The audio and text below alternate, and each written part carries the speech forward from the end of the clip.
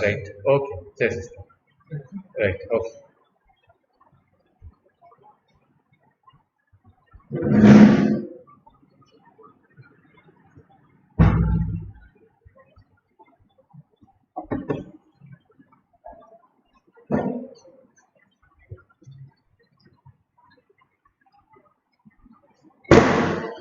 Okay, good morning to all of you. We will continue with our immunology classes. In the last class, we had discussed about the WBC and we had seen the structure and the morphology of the WBC and the different types of the WBCs. Now, let us today begin with the inflammation part of it.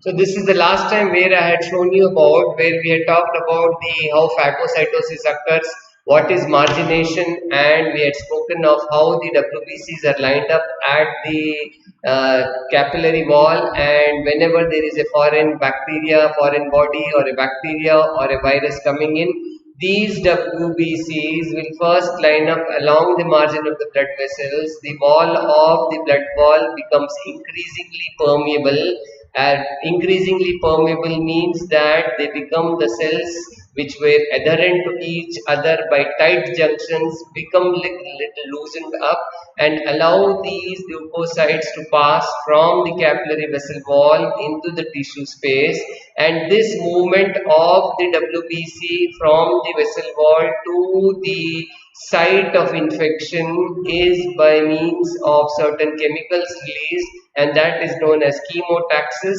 And because some chemicals are released by the damaged tissue here, so they release certain substances. These substances then begin to attract the WBCs, or the WBCs are attracted to these substances and they move by diapedesis and to the site of infection. Now what happens at this particular site? Suppose this is the skin area, and on the skin area you have got injured. So you will find that there is an inflammation taking place. So in the first step of inflammation, what you will notice? Before we begin, what happens at the site of inflammation, let us briefly discuss where does inflammation takes place. I'll give you some two, three clinical situations where suppose there is a hurt or there is an injury or there is a small prick which has happened at the tip of a finger, or it has happened at your leg or anywhere in the body. Or in general, they say that whenever there is a little heat boil, so because of the damage to the vessel wall either on the skin or underneath the skin, you will find that a small injury has occurred, the skin has been broken or the tissue has been damaged on the skin of the forearm, leg, face, and it appears as a small pimple or a small cyst-like thing. The same damage may occur when there is a inhalation of some substance. Suppose you have taken inside some toxic fumes or you have inhaled some substances to which you are irritant, the lung tissue is irritant, it damages the lung tissue. So there you will find that the alveolar epithelium gets damaged. Similarly, when you are inhaling, when you take some food items which is not healthy or is unhygienic, some bacteria or viruses entering, they attach themselves to the gastric mucosa and they cause tissue damage. So this is how the foreign bodies, foreign substances, chemicals will cause damage to the tissue. Here now, whenever there is a damage to the tissue injury has taken place. Now this tissue injury, because of the damage to the epithelium. What do you mean by injury? Injury means that the cells or the integrity of the cell is lost. That is, the cell membrane is broken down. When the cell membrane is broken down, it releases certain substances. When those substances are released, they are released into the surrounding tissue. and from that surrounding tissue these substances leak out, and the first step they cause is they cause the increase in the diameter of the blood vessels which is supplying to that particular part of the body. So first step in inflammation is vasodilation. So dilatation means increase in the size of the vessel wall. That means increase in the diameter of the vessel wall. Vaso means vessel wall, dilatation means increase in the size. So this vasodilatation or increase in the diameter happens because of the tissue injury. Now once this vasodilatation will happen, that means the diameter of the vessel wall is increased. What happens? There is a more amount of blood flow which is coming to that particular region of the body. Say for example, you have got an injury on the skin. Here, because of the damage to the skin wall here, you will find that the tissue damage is causing the first step, vasodilatation. So vasodilatation is leading to increased blood flow to that particular area. Once there is an increased blood flow, clinically how will you know? Because there is a more blood flow and the blood is warm in nature, the temperature is somewhere, or the blood is somewhere around 98, 99, you will find more warmth in particular area.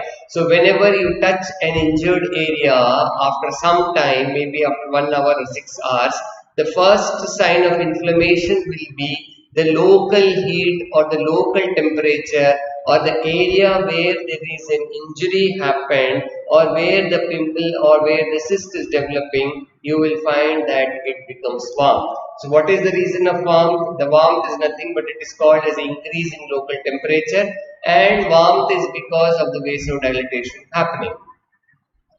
Now, apart from the local temperature being raised or the warmth happening there, you will also find that that particular area of the body becomes more red in nature. So first there will be redness, there will be increase in the local temperature, and there will be redness. Why it becomes more red compared to the other or the non-injured area of the body? The redness is because of the increased blood flow to that particular region. So the second step will be there will be increased redness. Now we have got a condition where more blood is coming there, and certain chemicals have been released by the damaged area. So this causes these chemicals which are released by the damaged cells in that particular area will cause increased capillary permeability. So what do you mean by increased capillary permeability? Increased capillary permeability means that the capillaries which are having endothelial linings, which are having tight junctions, normally they do not allow any substance to move out from their vessel wall, now becomes increasingly permeable, and when that permeability is increased, that means that some amount of fluid is going from the vascular wall to the outside of the tissues. So what does this mean? That means that, and what will be coming out? The vessel wall or the capillaries are allowing some amount of plasma and fluid to move from the vessel wall into the tissue. Now when the plasma is going out from the vessel wall into the surrounding tissue, it also carries with it certain clotting factors, it carries the plasma proteins, and these clotting factors now will cause the clotting around that particular damaged area. So the plasma proteins will contain certain clotting factors. The clotting factors will come in contact with the chemicals which are present in the damaged area, and once they come in contact with that particular damaged area, they begin to clot that particular area. So there is a clot forming around the damaged area. The advantage of this forming of a clot around the damaged area is that it is limiting the spread of the infection. So just imagine you have got injured on that particular area. Here there is a vasodilatation happening, capillary permeability is increased, and some clotting factors are released. Once the clotting factors are coming out of the vessel walls into the surrounding tissue, they surround that particular damaged area and they form a clot. Once the clot is formed, the advantage of clotting is that it does not allow that particular bacteria which has invaded the skin to spread to different areas and localize that particular injury or particular bacteria to the particular to that extent only. So this is the advantage of clotting of interstitial fluid, clotting of the interstitial fluid.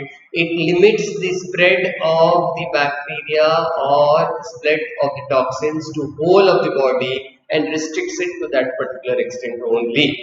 So because of this, the clinical sign you will find that swelling will happen. So swelling of the cells will happen, which clinically you will see as edema.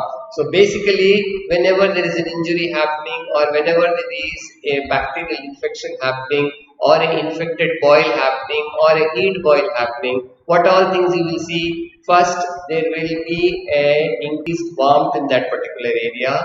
The color of the skin will become more red and there will be a swelling all around the area. So redness will be there, swelling will be increased, the temperature will be increased, and if you touch that particular area, it will become tender. So this is the signs of inflammation, and when all these factors are present, where you have got the warmth, local temperature increased, redness increased, swelling is present, and it is tender to touch or it is painful, this means that inflammation has proceeded. Some bacterial toxin is being released into the body, and by this process of inflammation, the body is restricting the spread of this particular bacterial toxin to other areas and restricting its extent only to that particular few centimeters from the damaged part.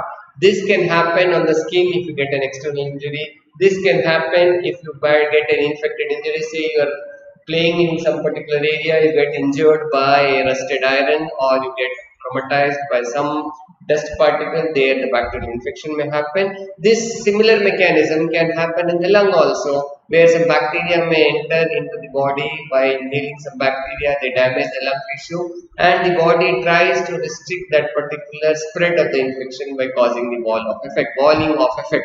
So this part or these steps of inflammation are called as walling off effect. Now, this walling off effect basically helps the body in limiting the extent of the damage. And the substances which are involved in all these are the bradykinin, the histamine, serotonin, complement, coagulation factors, and lymphokines.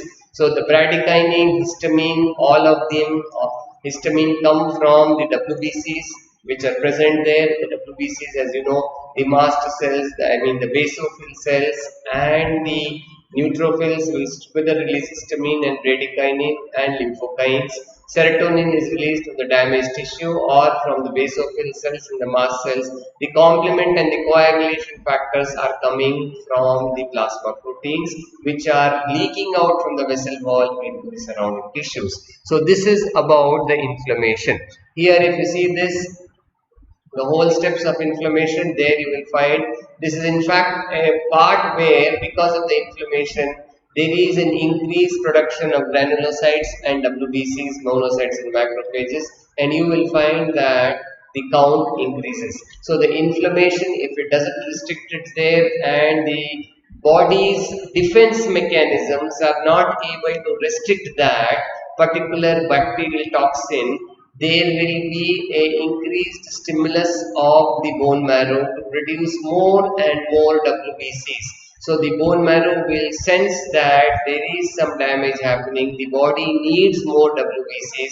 So the bone marrow will release the WBCs from the storage pool. If you remember in the last class, I had told you that the WBCs are in the circulating pool and the storage pool and in the tissue pool. So the tissue pool of the WBCs are taking part in controlling that particular damage, particular bacterial virus. If still it is not able to control, the cytokines and the lymphokines and the interleukins will enter into the circulation, go to the bone marrow, and from the bone marrow, the storage pool will release the WBCs So you will find that in such a condition, that is the second or the third day, if you find that if you do a CBC count or a complete blood picture and see the report of the blood test, you will find that the neutrophil count is increased. So you will find neutrophilia. So one of the things in infection is that there will be an increased neutrophilia, or there will be leukocytopenia cytosis.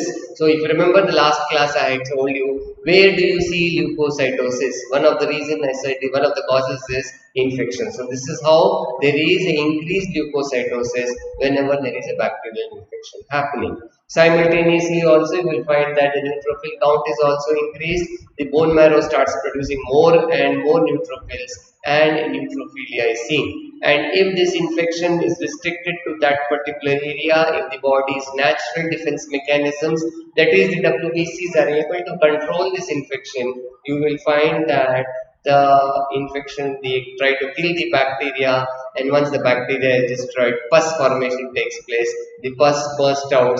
When it pus bursts out, all the toxic material, then damaged tissue, the destroyed bacteria are released out.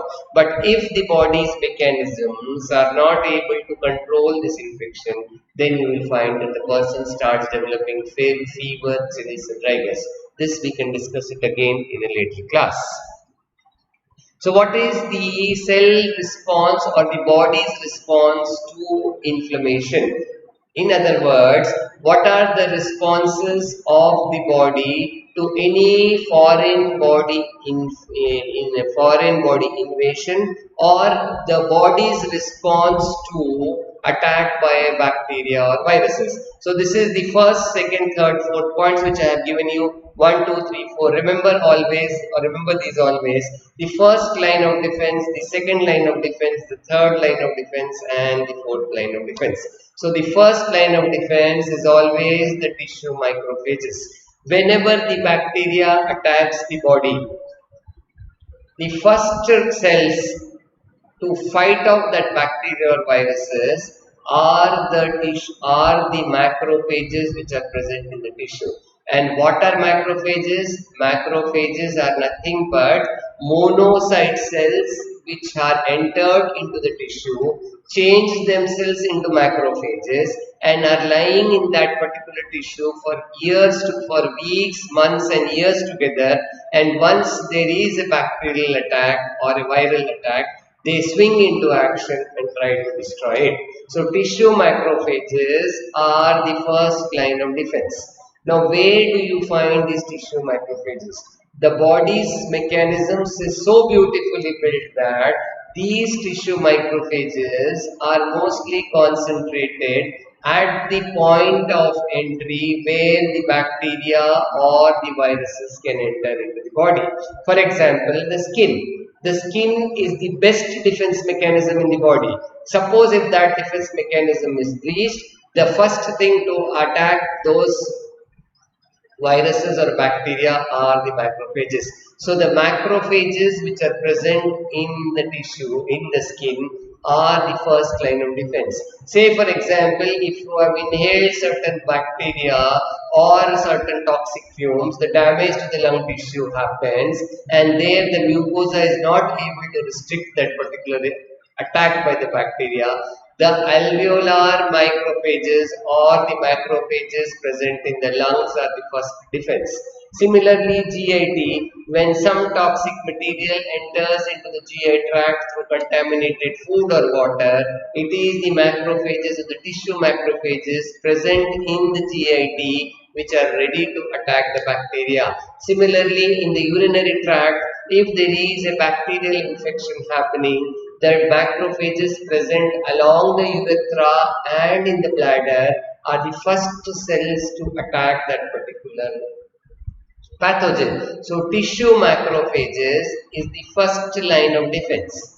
Once the tissue macrophages fail to control that particular infection, then the second line of defense comes into the picture, and the second line of defense come into play, and that is neutrophils. So neutrophil invasion is the second line of defense. I have already explained to you in the last class how the neutrophils reach. That is the part by margination, diapedesis, chemotaxis, and finally also by stimulating the bone marrow to store the to release the stored leukocytes from the bone marrow, or if the stimulus is strong enough to start producing more and more leukocytes. So the second line of defense is the neutrophil invasion. So the next stage you will find that the neutrophils begin to start attacking the bacteria. They go to the site of the injury and there they try to phagocytize the bacteria or the virus and try to destroy it. I had also told you how does this neutrophil try to destroy the bacteria. They extend the pseudopodia around and they inhale that. Not they inhale that, the endocytosis happens and it becomes a phagosome. Once the bacteria or the virus is inside the neutrophil cytoplasm, they release all their contents, and the contents which kill those particular bacteria are the chemical substances are, I told you, it is the superoxide, or it is the hydrogen peroxide, or it is the hypochlorite, or it is the hydroxyl ion. Now that is the second line of defense. The third line of defense is the macrophage proliferation. What do you mean by macrophage proliferation? Now, macrophage proliferation is the third line of defense, or the circulating monocytes.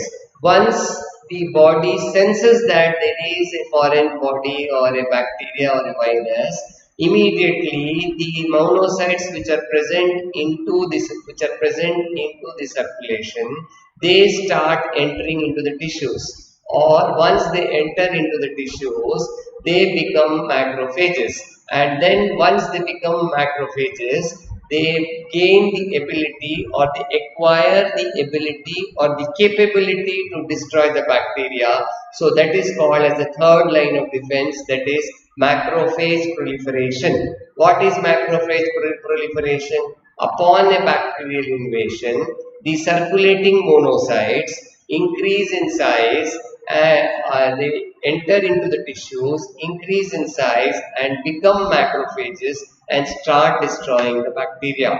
And final defense is, and the fourth line of defense is, increased production of either the granulocytes, that is the neutrophils, and the monocytes by the bone marrow. So by this time, if the body is not able to control the infection, next the bone marrow will get stimulated to produce more number of neutrophils, or more number of eosinophils, or more number of monocytes, so that the production starts, and this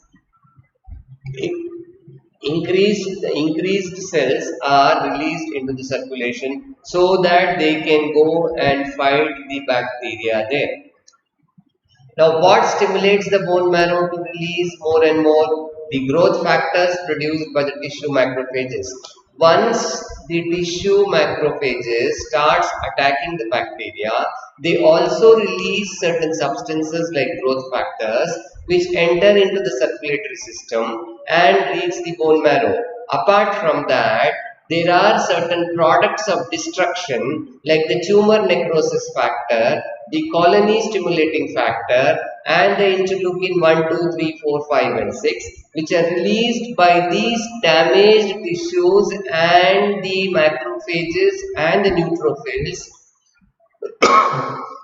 from the site of the bacterial attack, and they enter the circulation, reach the bone marrow.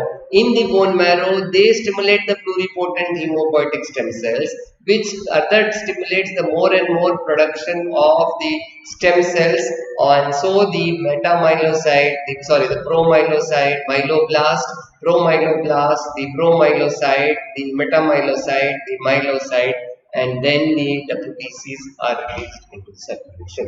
So in this way, the whole of the body tries to destroy the bacteria or the viruses which are entering into the body by the four lines of mechanism. The first line of defense is tissue macrophage. The second line of defense is neutrophil invasion. The third line of defense is macrophage proliferation. Macrophage proliferation is nothing but the circulating monocytes moving inside the tissues at the damaged area and becoming tissue macrophages. And fourth is increased production of WBCs, that is the granulocytes and the monocytes by the bone marrow. So here you can see the thing is in a normal production, if you see there the diagram on the left side, there is the first step here. You will find that there is a production and this is the marrow pool, which is also called as the storage pool. So now they are released slowly at particular rate into the circulating and the tissue pool. The marginal pool means the tissue pool, and once they are circulating, whenever there is an attack on the body, normally there is a transmigration into the tissues and they stay there. See on the other side, whenever there is an infection which is happening, the WBC, the leukopoiesis is increased. Once the leukopoiesis is increased, you will find that the storage pool is reduced. See here, the storage quantity here may be in 3 rows, but only 1 row of cells are left here. What happened to these 2 rows? They are released into the circulation.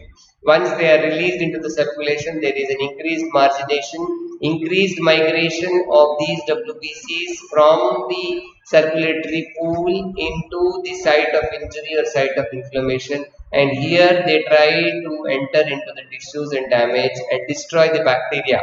In this process where the bacterial is present here and the WBCs are destroying, so there is a bacterial damage happening, bacterial attack. There is a WBC attacking the bacteria. In this process, the tissue, the normal cells are also getting destroyed. So all these 3 cells, the damaged tissues, the damaged neutrophils and the bacterial cells which are getting destroyed will release certain substances, and that substances can be tissue necrosis factor, can be interleukins, can be the colony stimulating factor, or it can be the growth factors which are released from the circulation here, from the damaged area here. They enter into the circulation and they go back into the circulation, and when they pass through the bone marrow gets stimulated. So in the final phase you will find that these cells are also increased in number. In this way, the body's defense mechanism gets activated. Coming on to the eosinophils, as I said, it is helping against the parasitic skin diseases and chronic infections. Basically, it is a immunomodulatory, or it helps against parasites, larvae and skin infections. When we come on to the basophil cells, the basophil cells are around 0.5 to 2% of the total blood cells. These basophil cells are similar to mast cells. Now these mast cells are basically containing substances which release either histamine or bradykinin, or some of them is released due to binding with IgG. So basophil cells are basically taking part along with eosinophil cells and the mast cells in body's response to allergic reaction, in body's reactions to inflammatory conditions. I will tell you 2 examples. People who are known to have asthma, when they go out in cold air, or when they go out and get exposed to some smoke coming out from the pollution, from the vehicles, or they have allergy to certain dust pollen, or they may be allergic to some perfumes or some smell, immediately you will find that it triggers an asthmatic attack where they start coughing, and then if the attack is very severe, that is if the strong stimulation by the dust or the smoke happens, it triggers an asthmatic attack. What is happening exactly during that asthmatic attack? So as soon as they inhale that particular substance or they come in contact with that particular dust particles, it enters into the nose, from the nose it enters into the lungs. In there it causes the stimulation, that particular chemical which is present binds to the basophil cells or the mast cells, and they also stimulate the release of IgE. If you remember, IgE is one antibody which is taking part in allergic reaction. So you will find that mast cells are also binding to IgE. So binding up of this chemical in that particular smoke or dust or that perfume will immediately cause this substance to bind to the IgE antibodies, and these IgE antibodies are bound to mast cells. So the mast cell activation triggers off, and they and the basophil cells immediately get broken off, and they start releasing the histamine, bradykinin, serotonin, so that they can bind to that chemical agent and prevent its spread. In the meanwhile, when they are releasing these substances histamine, it also has effect that it causes spasm of the smooth muscles. If you remember, the alveoli are nothing but smooth muscles. The alveoli are, when you take in air, they expand, and when you exhale, they contract. In this way, inhalation and exhalation, or inspiration and expiration, is taking place. But once the histamine is released, it suddenly causes spasm or contraction of the smooth muscles of the alveoli. So the person it becomes difficulty to breathe. So to take a normal air, the person has to expire or gasp in air, and even to exhale, they need to forcibly push out the air, which is nothing but an asthmatic reaction. Similarly, suppose you take some drug which does not suits you. So what is happening when they say that are you allergic to some medicines? If you might have been allergic to some particular tablet or a drug or some penicillin, they immediately, when it is injected or you take some painkiller which you are not suited to it, it enters into the GI tract. In that, the chemical that is released into the blood, it goes into the blood, and within half an hour after that, after intake of that particular medical medicine or the tablet, you will find itching, rash happening, or difficulty in breathing happening. So why is that happening? It is because that particular chemical is triggering the mast cells and the basophil cells along with the IgG antibody to release histamine, bradykinin. Histamine is one substance which is known to cause vasodilation. Vasodilation means increase in the size of the vessel wall. So if there is a sudden vasodilation taking place in all the vessels of the body, what will happen? Suddenly there will be a fall of blood pressure. So hypotension or a severe hypotension may happen, and if that is not treated immediately the heart may stop breathing, heart may stop beating, so cardiac arrest can happen. Meanwhile, the other things can happen is this histamine and bradykinin can also enter into the lungs and causes spasm of the alveoli, so the person will have difficulty in breathing. So an asthmatic like attack where there is wheeze and difficulty in breathing, the blood pressure going down, a severe hypotension, low blood pressure, all are seen in an allergic reaction. So the first step as a doctor, wherever you see, is you have to give certain drug which will neutralize the effect of histamine or which will block the effect of histamine, and the drug which is given is antihistaminic drugs. So the antihistaminic drugs like Avil is one of the chlorpheniramine is the chemical name. The trade name is Avil, or the drug is labeled as Avil. So the Avil injections or Avil tablets are given so that immediately the histamine effect is blocked. When the histamine and the bradykinin effect is blocked, what will happen? There, the vasodilation will stop, the spasm will stop, and the person's BP will gradually rise. The difficulty in breathing will come down, and he will be smoothly breathing after that. The other drugs which can be given are steroids are given because they neutralize the antibodies, anti-inflammatory effect of the steroids, and also in life saving when it is done, adrenaline is given. So at this point of time, you just remember the mechanism of action when an allergic reaction takes place. And in some conditions, you will find that there is a decrease in the number of neutrophils. The decrease in the number of neutrophils occur in a long-standing infection. Because by long-standing infection, in initial periods of infection, the WBC count is raised. But if the infection continues for a long time, the person does not take any treatment, the neutrophils, whatever are being produced, are used up in the killing or destroying that particular bacteria. After a gradual period of time, the rate of destroying of the neutrophils will be much more higher than the rate of production by the WBCs.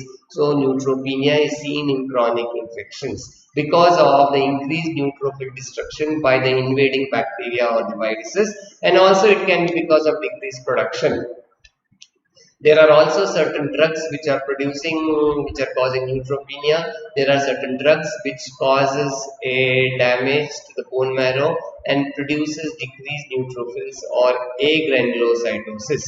It can be exposure to certain industrial chemicals, it can be because of intake of certain drugs, or it may be because of irradiation or radiotherapy as a treatment of cancer. So here is the list of drugs which again I am sure you will be taught to in pharmacology where neutropenia occurs. So with this we complete the whole of the WBC structure, morphology, functions and the body's response to infection in the first stage of immunology. Next we shall now take a small break for a minute, come back and start the next class, a small class on the reticuloendothelial system.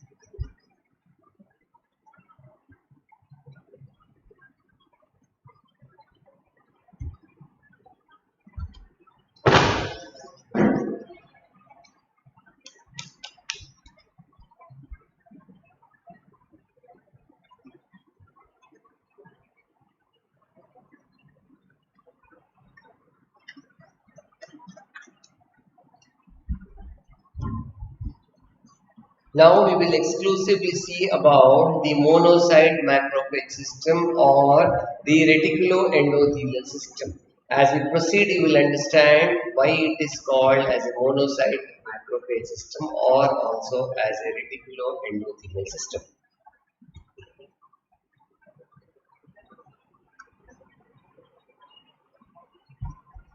Now to understand this, basically you have to understand that there are two types of phagocytes. We know that the phagocytes, WBCs, have the capability of phagocytosis. There are two types of phagocytes. One are the wandering phagocytes and the other are the fixed phagocytes. So what are wandering phagocytes? Wandering phagocytes, as the word suggests, are the phagocytes or the WBCs which can move around within the circulatory system and they can pass out of the circulatory system and enter into the tissues. So the two types of wandering phagocytes are the neutrophils and the monocytes. Among them, we have in-depth discussed about the neutrophils in the previous sessions. We will basically spend a few minutes on understanding the monocytes and the macrophages. The monocytes are the circulating WBCs. These monocytes by themselves do not have any capacity or they do not have any inherent capability to destroy the bacteria or the viruses. So these monocytes, after few hours remaining in circulation, enter into the tissues, and when they enter into the tissues, they become fixed to that particular tissue. They stay in that particular body or a particular part of the body for days, weeks, months or years, or till their lifespan is over, or till they come in contact with the bacteria or virus and take part in their destroying the bacteria. So now these monocytes can enter into different areas of the body. So basically if they enter into the skin, they are known as tissue macrophage of the skin. So the monocytes come out of the circulation, come out of the capillaries, tissue capillaries and enter into the tissues. When they enter into the tissues, they enlarge in size and they develop the capability to form the pseudopodia, to engulf it and to secrete its substances into that particular bacteria or virus. So they are called then tissue macrophages. So these tissue macrophages can be seen in the skin, they can be seen in the lymph nodes, They can be seen in the liver, they can be seen in the spleen and the bone marrow. So if you see the diagram, the phagocytes, once they are in the tissues, they are fixed for some particular part, one particular part of the body, and they are called as fixed phagocytes. So the tissue macrophages or the macrophages are the fixed phagocytes, and when they are present in the skin, they are called as histiocytes. Similarly, the macrophages are present in the lymph nodes. The macrophages which are present in the lung tissue or in the alveoli are called as alveolar macrophages. Those which are present in the liver are called as Neutrophil cells. And in addition, you will find that these macrophages are also present in the bone marrow and the spleen. So all these macrophages, that is the tissue, that is the histiocytes, the alveolar macrophages, the Kupffer cells, and the macrophages present in the lymph node, plus the macrophages of the liver and the spleen constitute the reticuloendothelial cells. Now, what is the characteristic of a monocyte? The monocyte is the largest cell. It is around 14 to 18 microns in diameter. If you see the diagram, the size of the cell is comparatively larger than the other WBCs, and it has got a nucleus. The nucleus appears little more larger in size, and it completely occupies the inside of the cell, leaving a very thin rim of cytoplasm. So that is the characteristic identification feature of a monocyte. Indented nucleus you will find here. There is an indentation on the nucleus here. This is the whole cell. Majority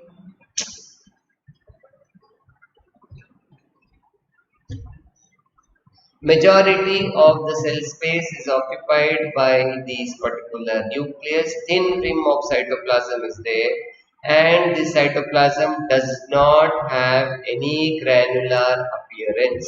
So it is a fine purple colored cytoplasm is seen.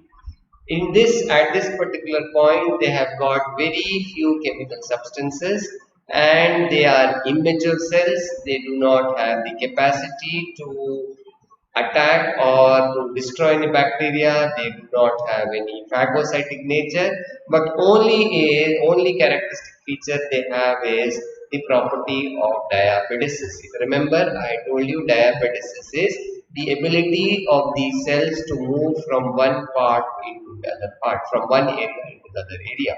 So they can move out from the circulatory system and enter the tissues. So this is about monocytes.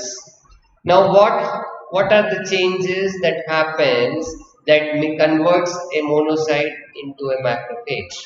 Once these macromonocytes enters into the tissues, they increase in size to the extent of that they attain a size of around 80 microns to the maximum. And when they are in the tissue, they are called as tissue macrophages. What are the other changes which are seen in these macrophages? Apart from increase in the size, the cytoplasmic content increases. When the cytoplasmic content increases, number of lysosome granules increase. And what are lysosomes? Lysosomes are nothing but structures which contain certain enzymes which are having lytic actions. Lytic actions means the capability to destroy the bacteria. So lysosomes will have certain enzymes which can directly destroy the foreign bodies or the bacteria and the viruses. In addition to this, the cytoplasm also contains certain granules, and these granules are containing substances which can neutralize certain other chemicals which are entering into the body. They also develop certain structures which help in their growth, like the colony stimulating factor, the growth stimulating factor. All these are also present in the cytoplasm. Then they are also capable of, once they enter into the tissue, they develop the capability of destroying the bacteria and the viruses. At this point of time, they develop the capacity to have an amoeboid motion, and they are getting attracted to the chemotactic agents. In the earlier, when they were monocytes, they were just circulating. They just had the property of diabetes, where they can move from the circulatory pool into the tissue. But once they develop inside the tissue, they develop the property of chemotaxis, that is moving to the side or getting attracted to the chemicals which are released from the tissues which are damaged by the viruses or the bacteria. Plus, they develop the capability of phagocytosis and having amoeboid motion. So here is the difference clearly stating, you see this, that is a monocyte, a large cell, most of the part above it is filled with cytoplasm, nucleus, thin cytoplasm. Here the size is twice or thrice the size of the monocyte. The cytoplasmic content is increased. Lot of vacuoles are seen. In addition to this, you will find that certain granules are present and they are having certain substances inside those granules. Now, how are they produced? As we see that leukopoiesis, they are from the pluripotent hemopoietic stem cells, give rise to committed stem cells, that is the granulocyte monocyte series. The progenitor cells, then we have got the monocyte, that is the promonocyte, then the metamyelocyte, then the monocyte, and once into the tissue, they develop macrophages. What are the functions of macrophages? Now, macrophages are those structures which are very agile cells, and these cells are having the capability to take part in any type of immunity. We will be next discussing about the different types of immunity, where you will realize that they can take part in innate immunity or a non-specific immunity. That is, as the word suggests, innate is inbuilt. So macrophage is an inbuilt structure in the body which can destroy the viruses. So they have got the property of innate immunity, which is not very specific to any particular bacteria, virus or anything. They can destroy any type of bacteria. By any type of bacteria, I mean that there are hundreds of different bacteria like the Vibrio cholerae, the typhoid bacteria, the typhus bacteria, and so many other types of bacterial diseases we have, the salmonella infections. Similarly, there are certain different types of viruses. You have got the HIV virus, the COVID virus, the SARS virus, and you have got the hepatitis virus. So they are capable of attacking any type of virus. They can also attack any different type of chemical or a foreign body which is entered in the body. So it is called that it is a non-specific immunity. They take part in non-specific immunity. They can also phagocytize not only the microorganisms, but they also can phagocytize the certain types of microorganisms, dead cells, and damaged connective tissue. That means inflammatory response. If you remember in the last few minutes ago, I told you that there is certain inflammation which is taking place in the body. Inflammation in the body means that the walling of effect is taking place. Now, once the walling of effect has taken place, the bacteria or the neutrophils have been destroyed.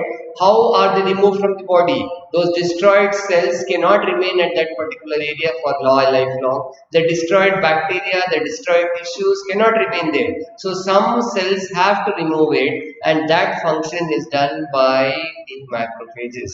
So, they take part in the inflammatory response where they can phagocytize the dead cells, they can phagocytize the dead bacteria, and thus they can clean that particular damaged tissue from all the debris.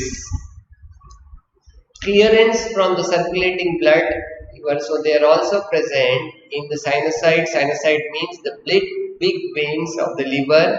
They are present in the spleen, they are present in the bone marrow. So what do they clean here? The macrophages will clear all the proteins, the RBCs and the microorganisms. Not only the RBC, not only the macrophages will not only clean the tissues from the dead cells in the site of injury, but in the liver, spleen and the bone marrow also, where the RBCs are destroyed. When they are destroyed, they are leaving the cell membrane like that, the damaged cell membrane, the proteins which are destroyed. So all that removal of the debris is being done by the phagocytes, that is by the macrophages, also which is in the circulating system. Then the other main and important function, so apart from the non-specific immunity and the clearing response, is the presenting to the lymphocytes for specific immune response. Now here I will like to explain to you, what do you mean by a specific immune response? Till now we have discussed about the neutrophils, the eosinophils, the basophils, the monocytes and the macrophages. We have not discussed about T lymphocytes because the T lymphocytes are taking part in a specific immunity. Now the macrophages also have a role of not only destroying the bacteria or the viruses by themselves, but engulf this bacteria into itself and then present this bacteria to the T cells. So antigen presentation to the T cells is another function of the T lymphocytes. So also they are called as antigen presenting cells. So here antigen presenting cell means the first line of defense is the tissue macrophage. These tissue macrophage destroys the bacteria, they engulf the bacteria. Once they have engulfed the bacteria, they also have the capability of taking this bacteria, that is a macrophage with the bacteria inside is presented to the T cell, so that the T cell also can take part in destroying that particular virus. So antigen presentation is another important function of the macrophage. Here is a diagram which will help you understand this. Now this is the red colored structure is the antigen. Let us see, this is a bacteria or this is the virus. Now this virus or bacteria has entered into the body, let us say from the lungs. So the alveolar, this is the alveolar macrophage. So the alveolar macrophage now is trying to destroy or engulf this particular bacteria. So since it is in the alveoli, it is called alveolar macrophage. It destroys the particular, it ingests or it engulfs it. Now the bacteria is inside the alveolar macrophage. Now this particular bacteria which is inside will now be destroyed by the various enzymes, and all of this will be destroyed, and now a particular part of this bacteria will be presented on the surface of the macrophage. Now you see here it has engulfed, these are the granules are digesting this bacteria, they are destroying this bacteria or the virus.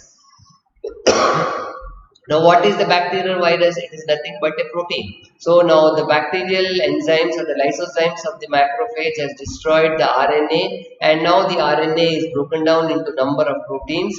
Now this protein is moving from the cytoplasm of the macrophage and going on to the surface receptor of the macrophage. So now it becomes an antigen presenting macrophage. So it is also called as ABC. So now you will have a activated macrophage which is having an antigen on its surface, and it becomes an antigen presenting cell. Now this antigen presenting cell, which is nothing but a macrophage with a bacteria on its surface or a bacterial or a viral protein on its surface, will be taken to the T lymphocytes, so the T lymphocytes can further identify and give an immune response. This is how the COVID virus happens in the body's response to attack by COVID virus. This is the same response by the body to a HIV virus infestations, or it is the same way the body responds to the hepatitis virus or any other bacterial attack. So second function is the antigen presenting cell. So here is one macrophage where you will find that this is the macrophage. This is a 3D diagram where you will find here that is the macrophage. These are the antigens binding up of this antigen or the foreign body to that particular macrophage. The macrophage is now trying to engulf. All these are the pseudopodia extensions. It's a 3D image here. They will take inside it, and after processing you will find that on the surface of the cell you will find that here the presentation will take place. It becomes an antigen presenting cell. Next, the other functions of it is it secretes also antiviral substance which is known as interferon. So the macrophages or the granules of the macrophages or the lysosomes have also got a capability to secrete certain specific substances which is known as interferons. Now what is an interferon? Interferon is a structure which acts against the virus and destroys the virus. So what is the structure of interferons? The structure of the interferon will be somewhat similar to the structure of the virus. What is virus? Virus is nothing but a single stranded mRNA. To destroy that single stranded mRNA, the macrophages will secrete certain substances, and those substances are called as interferons. It is the same interferons. If the macrophage interferon is not able to destroy the virus, we give interferons. Well, to give you an example clinically, in hepatitis, if the body is not responding like hepatitis C or hepatitis B, we give interferon injections. What is interferon injections given to treat hepatitis B or hepatitis C or hepatitis E? It is nothing but an interferon is a chemical structure which helps in destroying the messenger RNA of the hepatitis virus that is naturally produced in the body. If the body is not able to produce that interferon or the macrophages are not producing the interferon in sufficient quantity to destroy the bacteria, to destroy the hepatitis virus on its own, we give antiviral injections, interferon injections. So that is the related clinical aspect. Then secondly, it secretes antibacterial substances, lysosomes. It also secretes certain molecules that stimulates the liver to release acute phase proteins. The same thing which I told you yesterday initially in the last class also, that the macrophages when they interact with the viruses or bacteria will release certain substances which are called as cytokines or which are known as interleukins. In the present pandemic, it is the interleukins. So the interleukin 6 is important. You destroy, once the bacterial attack is taking, you study the interleukins relation. If the interleukin content is high, that means the damage is more. So the macrophages will also stimulate the body to release cytokines and interleukins so that they can restrict the tissue damage by the virus attack. Second, it also secretes interleukin 1 that promotes the growth and the reproduction of lymphocytes. This we will come back to it later. So one of the important factors or the functions of the macrophages is that it secretes the release of interleukin 1. And what is the function of interleukin 1? Interleukin 1 helps in the increased multiplication of some specific type of lymphocytes. That is a specific function. The other function is that it causes the secretion of colony stimulating factor. What is the function of the colony stimulating factor? The function of the colony stimulating factor is that it causes or stimulates the bone marrow to cause increased leukopoiesis. Now I have told you about inflammation. The inflammation means changes produced in the tissue after injury which is caused by bacteria or by trauma or by chemicals or by heat.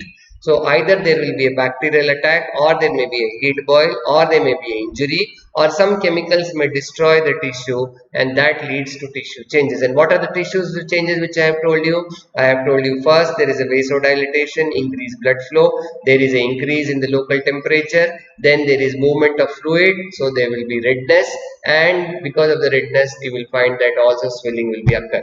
So increased temperature at that particular site, increased redness in that particular area, raised local temperature or that particular body, that particular area on appearing warm, and plus pain are the signs of inflammation.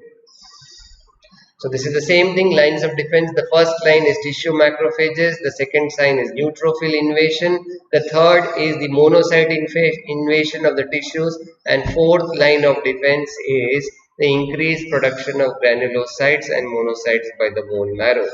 Now, the last thing here is what is the feedback control of this response. That means, suppose there is a foreign body injury, there is a response by the neutrophils, monocytes and the macrophages. There should be some control over this to see that this response of the body by the neutrophils and by the monocytes does not go out of control or does not get excess. We should see to it that there is no excessive response of the body to this injury. Otherwise, these neutrophils and the macrophage response may cause damage to the body's own tissues during the process of destroying the bacteria. So what are the factors which are controlling or regulating the response by the neutrophils is, one, the tumor necrosis factor, second is the interleukins, the colony stimulating factor. Two types are there, the granulocyte stimulating factor, which is different from the granulocyte monocyte stimulating factor, and the monocyte stimulating factor. Next, the other system in the reticuloendothelial system is the structure of the spleen. This they will see in anatomy, where in the anatomy they will teach you the structure. You will find that there are sinusoids, there is a white pulp, here there is a white pulp and there is a red pulp, and you will find that there is a big sinusoids, that is the vascular structure, and in this red pulp and the white pulp you will find lot of WBCs taking place. So what is basically the function of spleen here? I will restrict myself here. Basically, it is the phagocytosis by macrophages. So it is the scavenging function. In the spleen, if you see, there is lot of formation of the WBCs taking place. Storage of WBCs taking place. So this storage of WBCs in adult and the formation of the RBCs during this fetal life. Now, whenever the body needs, the spleen can also produce the RBCs, but very rarely. So the spleen becomes a site where there is excess storage of RBCs, there is excess storage of protein, there is excess storage of iron, and there are also the damaged RBCs after 120 days. You know that the lifespan of RBC is 120 days. After 120 days, what is happening? They are getting broken down. This happens in the spleen. So what spleen does is to remove all these structures or substances from the body. So one of the physiological functions of the spleen is the scavenging functions. Similarly, lymph node, as we go into anatomy, later on you will find that the lymph body consists, the lymph nodes are present. Lymph nodes are present in various areas of the body. They are present in the neck, they are present in the neck, they are present in the neck, they are present in the axilla, they are present in the abdomen, they are present in the pelvic region, that is in the inguinal region. So at all the points of entry of the body there is lymph node, and this lymph node nothing but is a collection of lymph cells where there is a high concentration of WBCs present. So that also is a part of the reticuloendothelial system. So the part of the reticuloendothelial system is monocyte, macrophage, spleen and the liver. We have thus discussed in detail the functioning of the reticuloendothelial system with respect to the monocytes and the macrophages. We'll give a break here, a very short break for about half a minute or minute, and we will come back and start the next class on immunology, that is about the T cell responses. I'll be back after a minute here.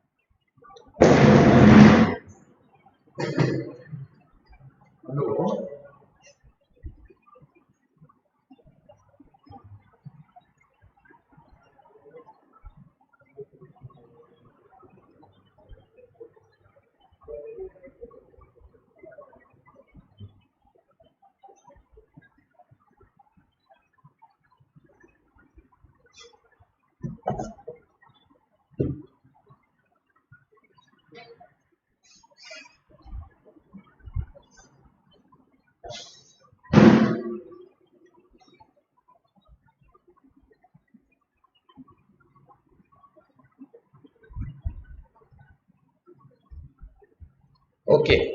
So now we begin our class with immunity. I think the highlight should have been this letter in red in the downstairs, but all other things, non-essential things, have become the highlight here. Now, immunity. Now, immunity is basically a function or concerned with the lymphocytes. One second.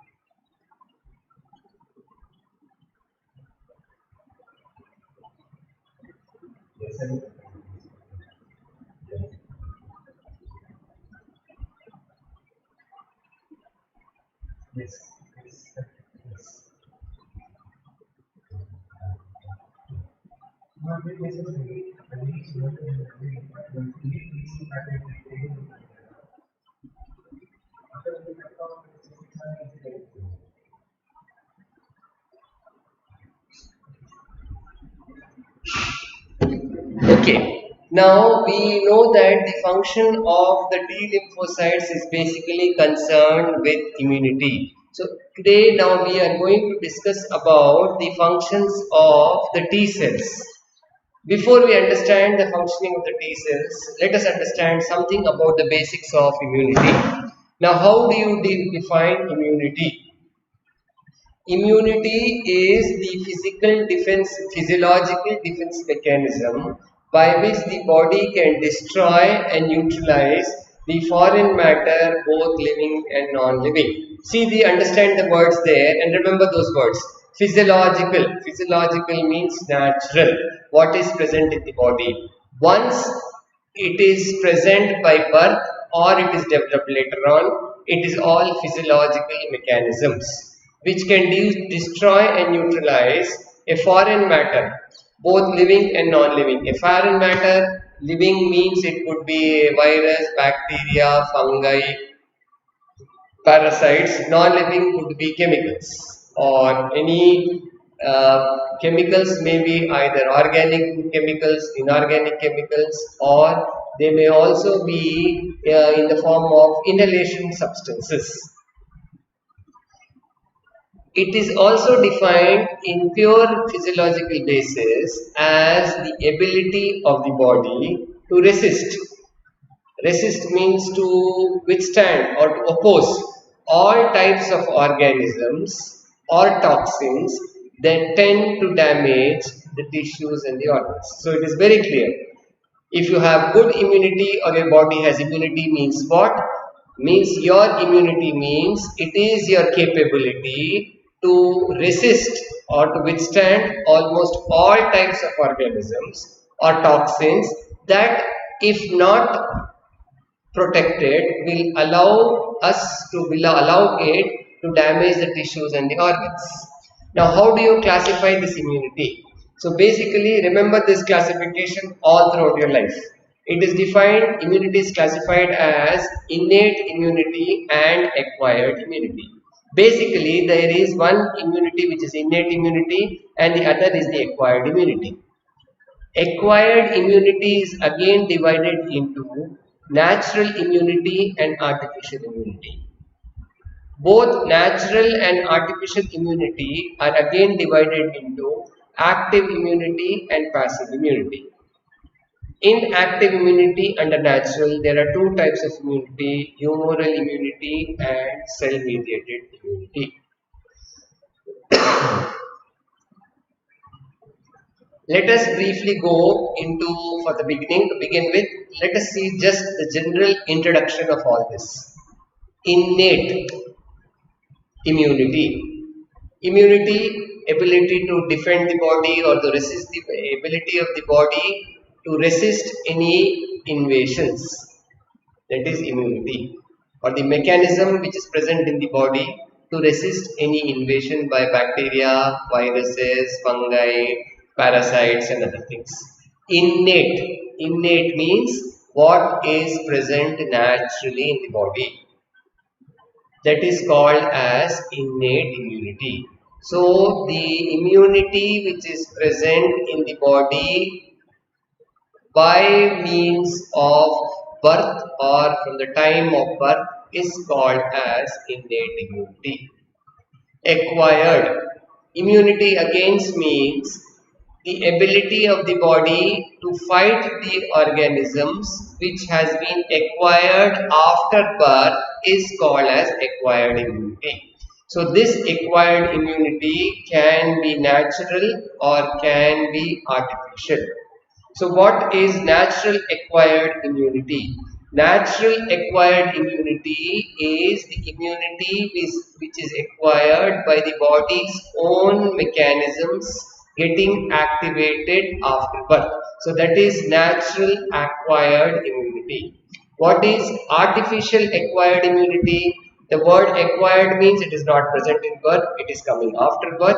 Artificially means it is not naturally developed from the inherent mechanisms of the body or from the body systems, it is acquired from outside. So here it is which is given artificially from exogenous means it is not endogenously present, that is called as artificial acquired immunity.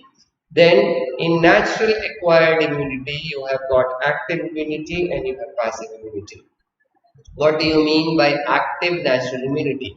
Active natural acquired immunity means, active means it is a fast process which is happening, which is developing in the body as the body situation needs. So that is active immunity. So whenever the body responds or whenever the body needs the defense mechanisms to prevent any attack by a bacteria or virus is an active immunity. Natural means it is present naturally by the systems which is present in the body. Acquired means it is coming later on in life, it is not present. The best example here is for active natural immunity is the ability of the body to develop antibodies against the SARS virus. So a SARS virus is entering into the body. When it enters into the body, it is a foreign virus. The body recognizes it and the body's immune systems naturally get stimulated and start developing antibodies against the COVID, corona or the SARS virus. So this is an example of active immunity because it is developing when the body needs it by the processes which are present in the body, hence natural, which is acquired after the invasion by the virus but not present since birth. So it is an active natural acquired immunity. This is again of two types, humoral immunity and cell-mediated immunity. What is passive natural acquired immunity? The passive natural acquired immunity means the body systems are not producing this type of passive immunity. It's not producing the protective mechanisms. So it is passive. Naturally present means it is coming from the natural sources within the body systems. Acquired means it is not there since birth, it has come after birth. So it is passive natural acquired immunity. I hope you understand. I cannot get a feedback here whether you have understood or not or whether I should repeat or not. But giving the benefit of doubt to you, since this immunology is a new topic, I am repeating the whole thing again another 2 minutes. Immunity, the ability of the body to resist infections is immunity. Two types, innate immunity, acquired immunity. Innate immunity is the immunity which is there by process at birth by certain mechanisms which are already present and they confer a level of protection to the body against the attack of viruses or bacteria. So it is called innate immunity. Acquired immunity is the immunity or the ability of the body to protect against the bacteria or viruses which is not present at birth but develops later on. So it is acquired immunity. This is of two types, one natural, the other is artificial.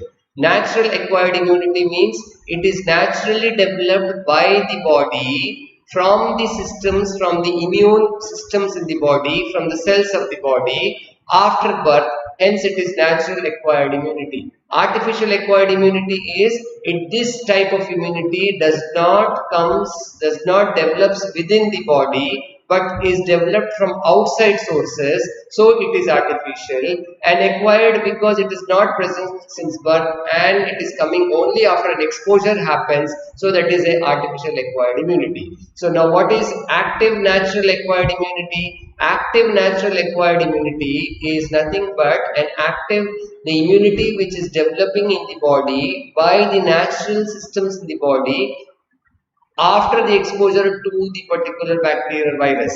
Since the body is actively producing these mechanisms, is producing the mechanisms after the exposure, it is called as active natural acquired immunity. The example which I am giving here is the SARS virus or the coronavirus.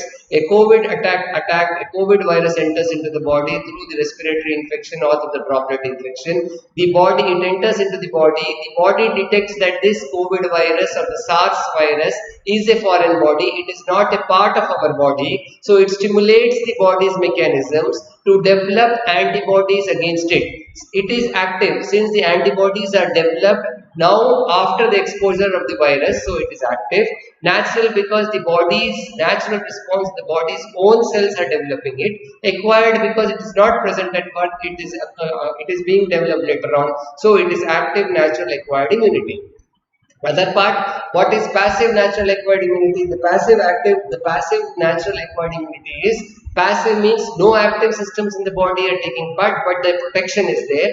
Natural means it is produced naturally by the body's own mechanisms but not actively now. Acquired means it is coming only after the exposure there from outside sources. So it is after the outside exposure, it is acquired immunity. What is artificial active and passive? Artificial as the word active means the immunity which is developing in the body because of an exposure from an outside thing is called as artificial acquired immunity.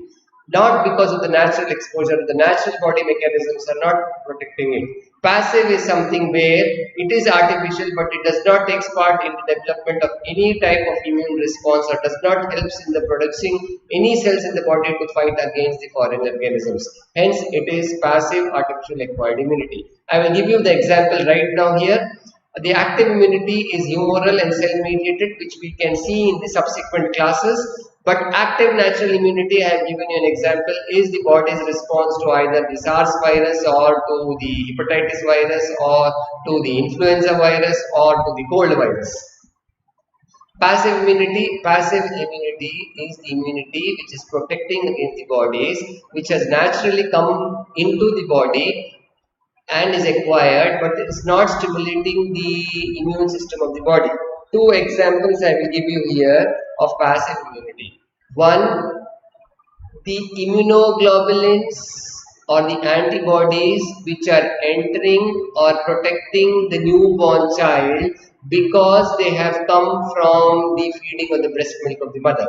So it is said that after the delivery of the child, the mother should immediately start feeding or start breastfeeding the child. The reason is the milk which is secreted from the lactating mother contains high quantities of antibodies, natural antibodies, IgA antibodies, which can fight against different bacteria. So what is this? This is a passive immunity where the newborn child is not producing the antibodies, but the antibodies has entered into the body because of the mother's milk carrying or transferring these antibodies from the mother to the child. So since these antibodies have come naturally from the mother's mechanism, they are natural, and the mother has acquired it, so it is acquired natural passive immunity. So one example here is the passive immunity conferred on the newborn by breastfeeding. The other would be the antibodies the body has against the blood group antigens. If you remember in the next classes, you will learn that if you have got there are two types of blood group, A, B, and no antigen is O group and ABO group. So A, B, O and ABO group. Now if you have A antigen, you will have anti-B antibodies. So this antibody is not being developed inside the body. It is a naturally conferred antibody. So it is a passive antibody which is present. Now what is artificial antibody? Artificial immunity, active and passive, two things. This basically confers of vaccination. So artificial immunity means it is because of vaccination. Vaccination confers an acquired immunity because it is coming from after birth. Artificially because you are injecting something into the body, that is artificial. It can be two types, active and passive immunity. I will give you the example in the next slide.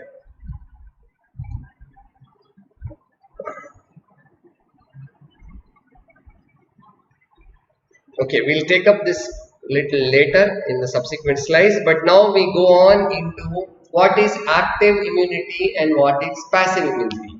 Now, active immunity means the participation of the host immune system. Passive immunity means no participation of the host immune system. In active immunity, it is induced by infection or vaccines. They are in passive immunity, it is ready-made antibodies. Active immunity lasts long lasting and effective. A lag period is present, immunological memory is present, and here you do not have those features. Just to break here, active immunity means the host immune system is actively involved in developing this protective mechanism. This active immunity can be stimulated, or the defense mechanisms to produce the immunity can be induced only by once there is a entry of the bacteria in the body, hence it is active immunity. It can be by vaccines also. The advantage of active immunity is that the active immunity will be long lasting and is much effective protection. What do you mean by long lasting? Say for example, if a person gets particular infection, that particular body in per person can develop that immunity for a long period of time. So it is a long lasting immunity present. For example, it is said that once you get exposed to chickenpox in the body early in life, you have a lifelong immunity against it. So what do you mean? That means if a child develops that varicella virus, varicella disease, that is the varicella virus or the chickenpox virus enters into the body's immune systems or the host systems develops antibodies against it, and that antibodies will be present all throughout the life. So they will be present as long as is life. That means there will be no or a minimal chance of a chickenpox occurring for the second time. So that means a long lasting immunity. Lag period present. Lag period means once the exposure happens, it takes certain time for 6 to 8 weeks for the body to develop the antibodies. Here in active immunity, the disadvantage is that there is a lag period present between the time of infection and the time of the antibodies being produced. So in active immunity, there is a lag period present.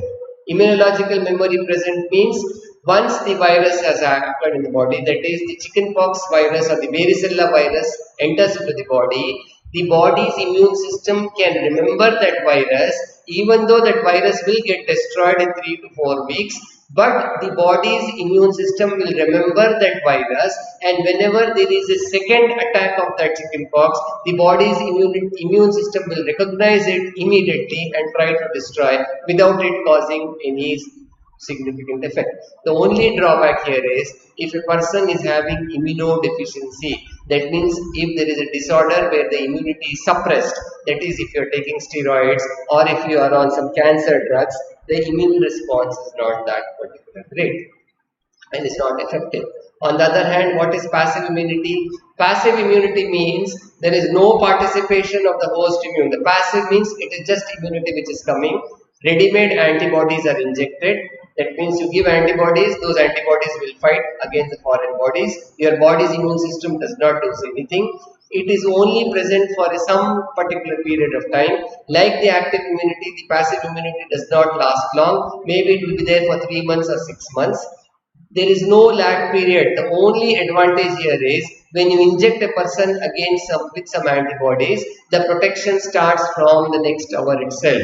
So no lag period is present and the body will not remember that particular antibody virus. So after the efficiency, after its action is over, let's say for example, after 6 months or 1 year, you may again get an attack by that particular virus or the bacteria. This passive immunity will not help you in preventing a second attack. But this helps in immunodeficient host because here in passive immunity we are directly injecting antibodies. So in immunocompromised people or those who are having less immunity or where the immunity is compromised, is not well developed, this passive immunity helps in protection for a certain period of time. Now let us see what is innate immunity. Innate immunity means the word itself suggests inbuilt mechanisms. Let us briefly summarize what are the inbuilt mechanisms present in the body. Innate immunity is the resistance to infection which an individual possesses by virtue of his genetic and constitutional makeup and does not depend on prior contact with microorganisms. First, for innate immunity, it is present by virtue, is present at birth, and that innate immunity is because of his genetic and constitutional makeup, and there is no need for this innate immunity to develop only after contact with certain other bacteria or viruses. So two things here you should understand, that it is constitutional and genetic. These two words are very important because if you analyze, certain people may have good immunity, certain people may not be having that good immunity. So on what factors that immunity depends is genetic and constitutional. Genetic means by virtue of genes. Constitutional means by its inherent intake of good carbohydrates, proteins, fats, minerals and vitamins. So for example, to give you an example, suppose you are sitting in a cold atmosphere in a winter where you have got exposed to cold air. If we take a study, 100 students are exposed to certain cold atmosphere, you will find that out of that 100, only a few may catch cold and may develop running nose, sneezing and symptoms of cold. All may not develop. Though the person is exposed to the same temperature, a few people may catch cold, develop fever, running nose and sneezing. Why? This is the place where the innate immunity counts. If the immunity is good, the constitutional makeup is good, the person may resist or may be able to withstand that cold air or the cold temperatures. If there is an altered immunity or the immunity is not that much to withstand that, symptom starts developing. So a constitutional makeup is very important in developing this immunity, and this constitutional immunity depends upon taking good rest, having 8 hours of sleep, taking good nutritious diet where it is rich in carbohydrates and high intake of proteins, avoiding all your junk food like pizzas, burgers and other things, taking good quantities of vitamins and minerals and doing regular exercise. If you keep these factors in mind, the immune response or the innate immunity developed will be much higher level than those who do not follow these principles. So let us see what is the innate immunity. As I told you, the innate immunity is resistance to infections which a person will possess by virtue of his constitutional makeup. It does not depend upon a previous contact. It is there whether you have come in contact with previously with any bacteria or virus or not. It is specific or not specific. It depends upon 3 types. 1. Species, racial, individual. Very briefly I will tell you species immunity. See, for example, what diseases a person suffer depends from species to species. Homo sapiens, we are all human beings. The diseases which we have are not suffered by animals or other organism, other species. what diseases are being suffered by, let's say, rat, cats and dogs. We do not have the same diseases. That means, why is particular bacteria affecting the animals, rats and cats, not the human beings? It is because the immunity to that particular thing is specific. So every species has got a specific innate immunity. Racial, it depends upon different races. There are many examples if you go through the books. For examples, in the Africans, you will find some particular type of Africans are resistant to the malarial infections. They do not get malaria. That means the Plasmodium falciparum, which causes malaria, is not seen in that particular race of the Africans. Why? That means they have got immune response or immunity where they do not get malaria. So immunity is also racial. And as I just told you, it is individualized also. Factors influencing the things are, first, age. I said age in newborns, very minimal immunity. In young people like your age group, they all have got a good immunity, and as age advances after 60, 70, the innate immunity decreases. Nutrition, I have also told you that it depends upon a good intake of high protein diet. If you see the children in Africa, the people in Africa where they are having protein energy malnutrition, they are susceptible to very all sorts of diseases because they are having a protein energy malnutrition. So less protein intake, the more amount of diseases. Specifically, if you see diabetes, another example. Nutrition, obesity. So if you have obese and there is high fat level in the body or a high blood sugar levels where you are in diabetes, your innate immunity gets compromised. Similarly, hormonal influences. Hormonal influences are like having adequate good quantities or sufficient quantities of thyroid hormone, growth hormone, the testosterone, the estrogens. All these affects the innate immunity. Now, what are the mechanisms of the innate immunity? Now, let us see what is this immunity? Now, the mechanisms of innate immunity means the epithelial surfaces and the secretions. What do you mean by this? Say, for example, the presence of an intact skin. Skin is the best protection or is the best example of innate immunity. An intact skin protects the inner tissues from all the bacteria and the viruses which are present in the air. You know that there are so many commensal organisms or bacteria which are present. Just you have an injury on the skin and you will see that there is a sign of infection, redness happening. Because that means if the skin protection is lost, the deeper tissues are susceptible to the bacteria and viruses present in the atmosphere. So the first example is the intact skin, like the epithelial surfaces and secretions. Then second, I'll come on to the other examples a little later. The other is the antibacterial substances in the blood and the tissues.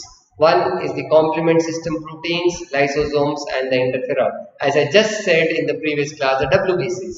The lysosomes, the interferons which are present in the macrophages. Then the cellular factors, the macrophages themselves, the neutrophils themselves, and there is another type of cell which is known as the NK cell which also helps in innate immunity. Then finally, to protect the body against an infection, it is the inflammation and fever. How does fever helps? How does fever protects immunity?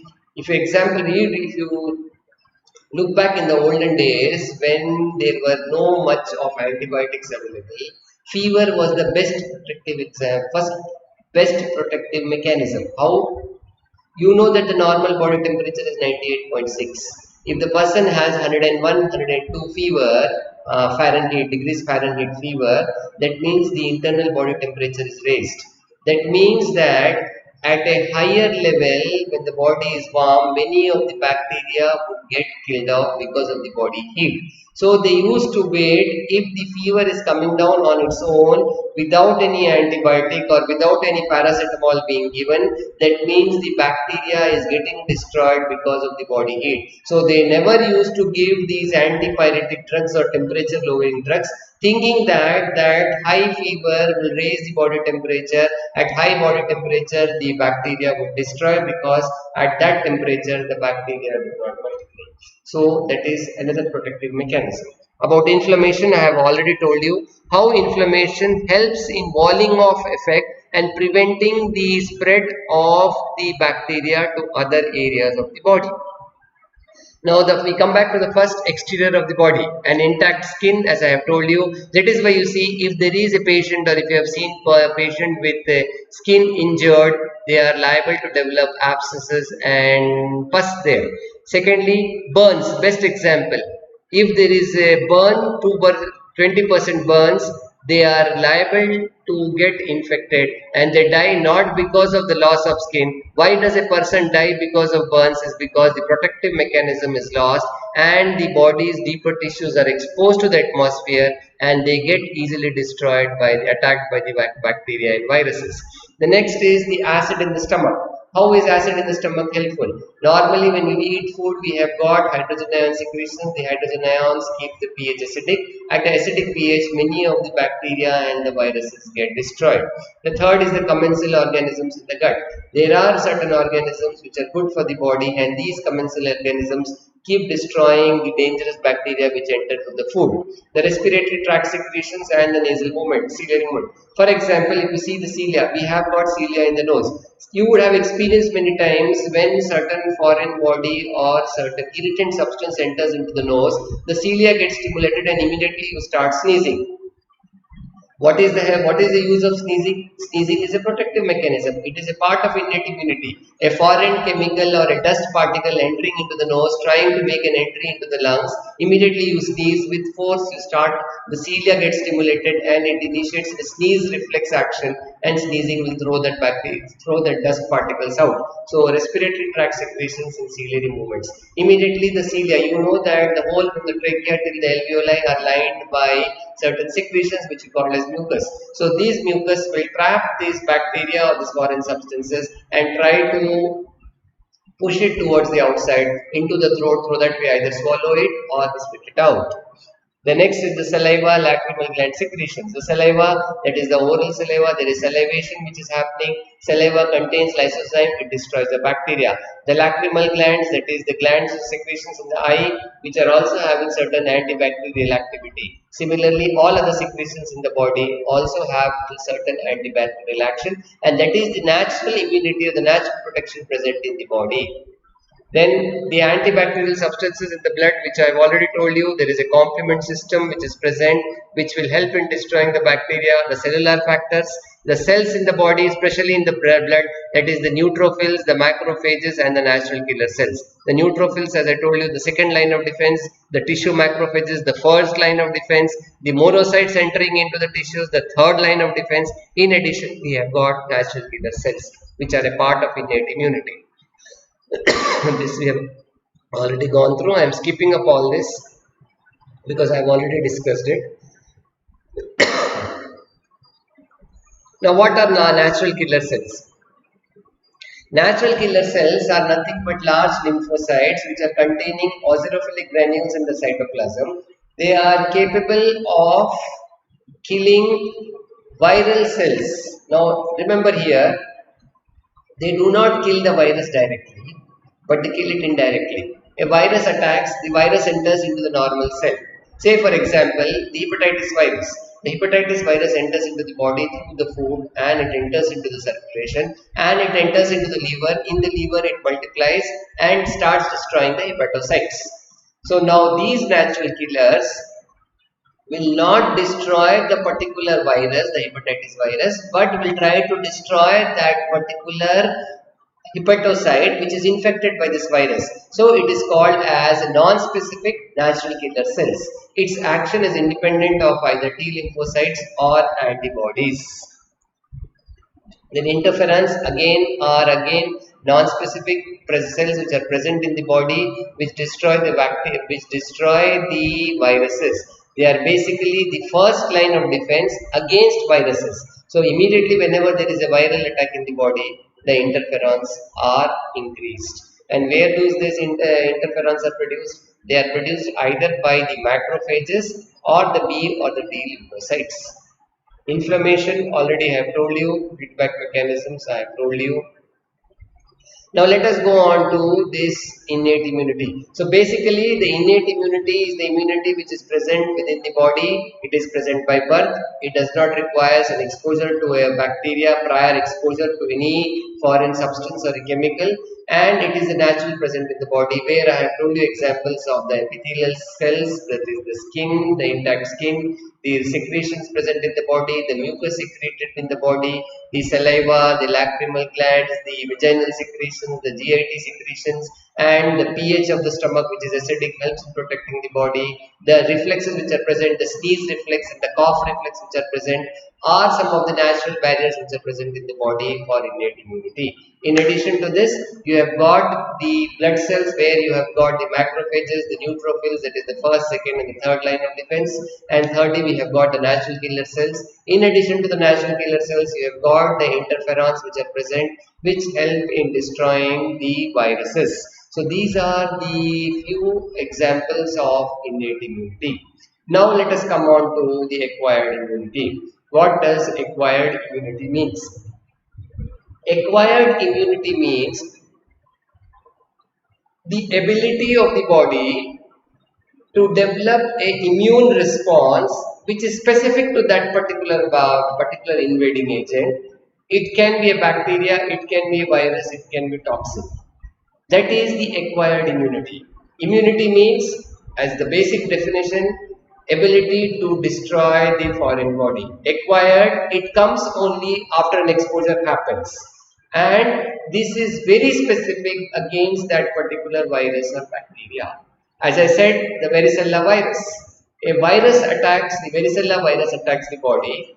It produces fever, it produces small small swelling, cyst-like swelling, pustules all over the body. On the first day you have 2 or 3 pustules, by the 5th day you have got all over the body. So here the virus is causing fever and pustules all over the body, especially seen in children.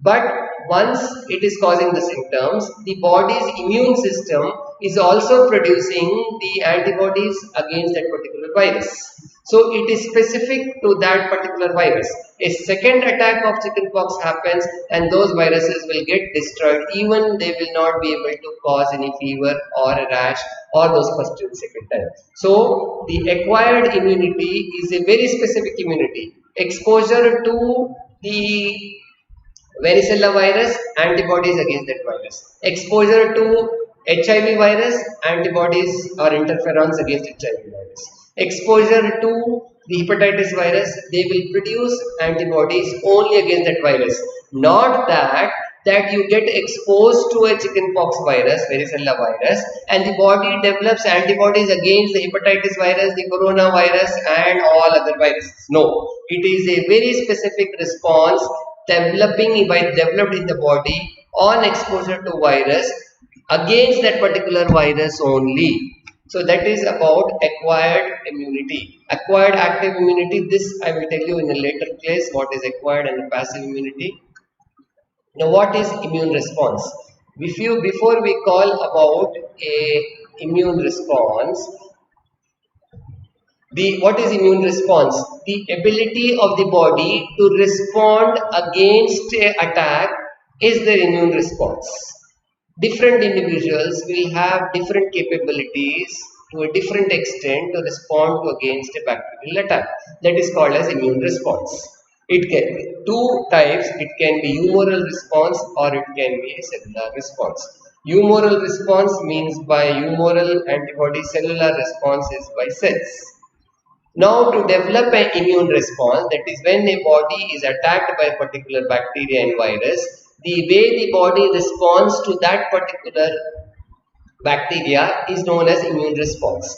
It can be either humoral or cellular. But the most important thing is to develop that particular immune response, the body must be able to recognize that foreign substance. A virus is attacking, a typhoid bacteria is attacking the body, the cholera bacteria is attacking, the whooping cough virus is bacteria is attacking.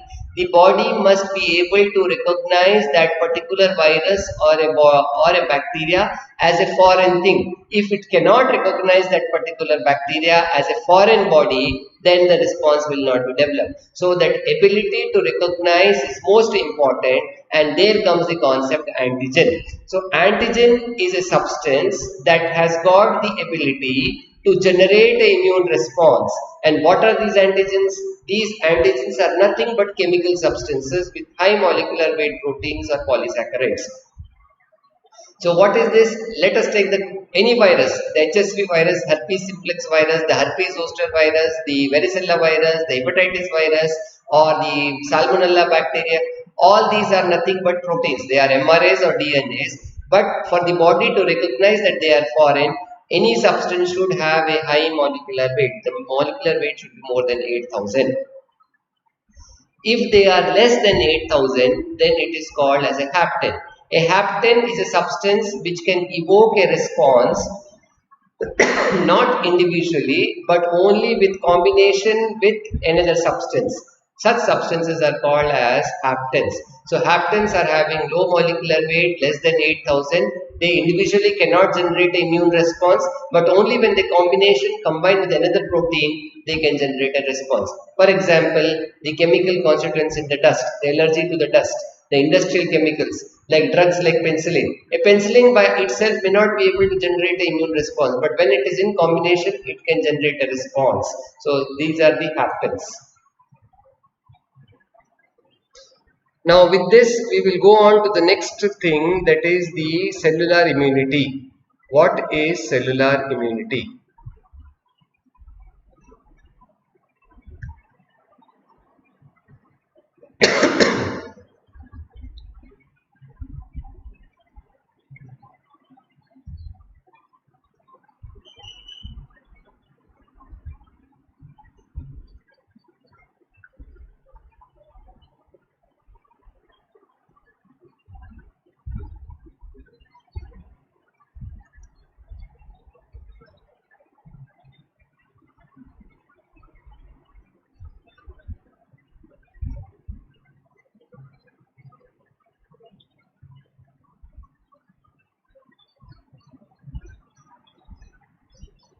Now let us discuss the immune response, the lymphoid organs. I said the T lymphocytes are responsible for the immune response, for developing immunity. Now what is the role of lymphocytes?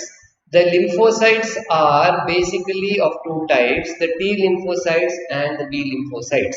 Now whole of the lymphoid organ in the body is divided into two, that is called as the central lymphoid organ and the other is the peripheral lymphoid organ. The central lymphoid organ constitutes two things, one is thymus and the other is the bursa of Fabricius, but in human beings it is considered as bone marrow. So there are two things, central lymphoid organ consisting of thymus and the bone marrow. The peripheral lymphoid organ is of the lymph nodes, the spleen and the mucosa associated lymphoid tissue. Now let us see how they respond. Now the major lymphoid organ, here it is, the primary lymphoid organ and the secondary lymphoid organ. Now what is the primary lymphoid organ? The primary lymphoid organ is the organ where the body is producing lymphocytes initially and then sending out into the circulatory system. These cells then move into the circulatory system and then they get lodged in particular areas of the body in high concentrations and confer protection at that particular area. Say for example, the cellular immunity is conferred by the T lymphocytes. So what are the primary lymphoid organs here? There are two lymphoid organs, mainly the thymus and the bone marrow. These two lymphoid organs are producing the T lymphocytes.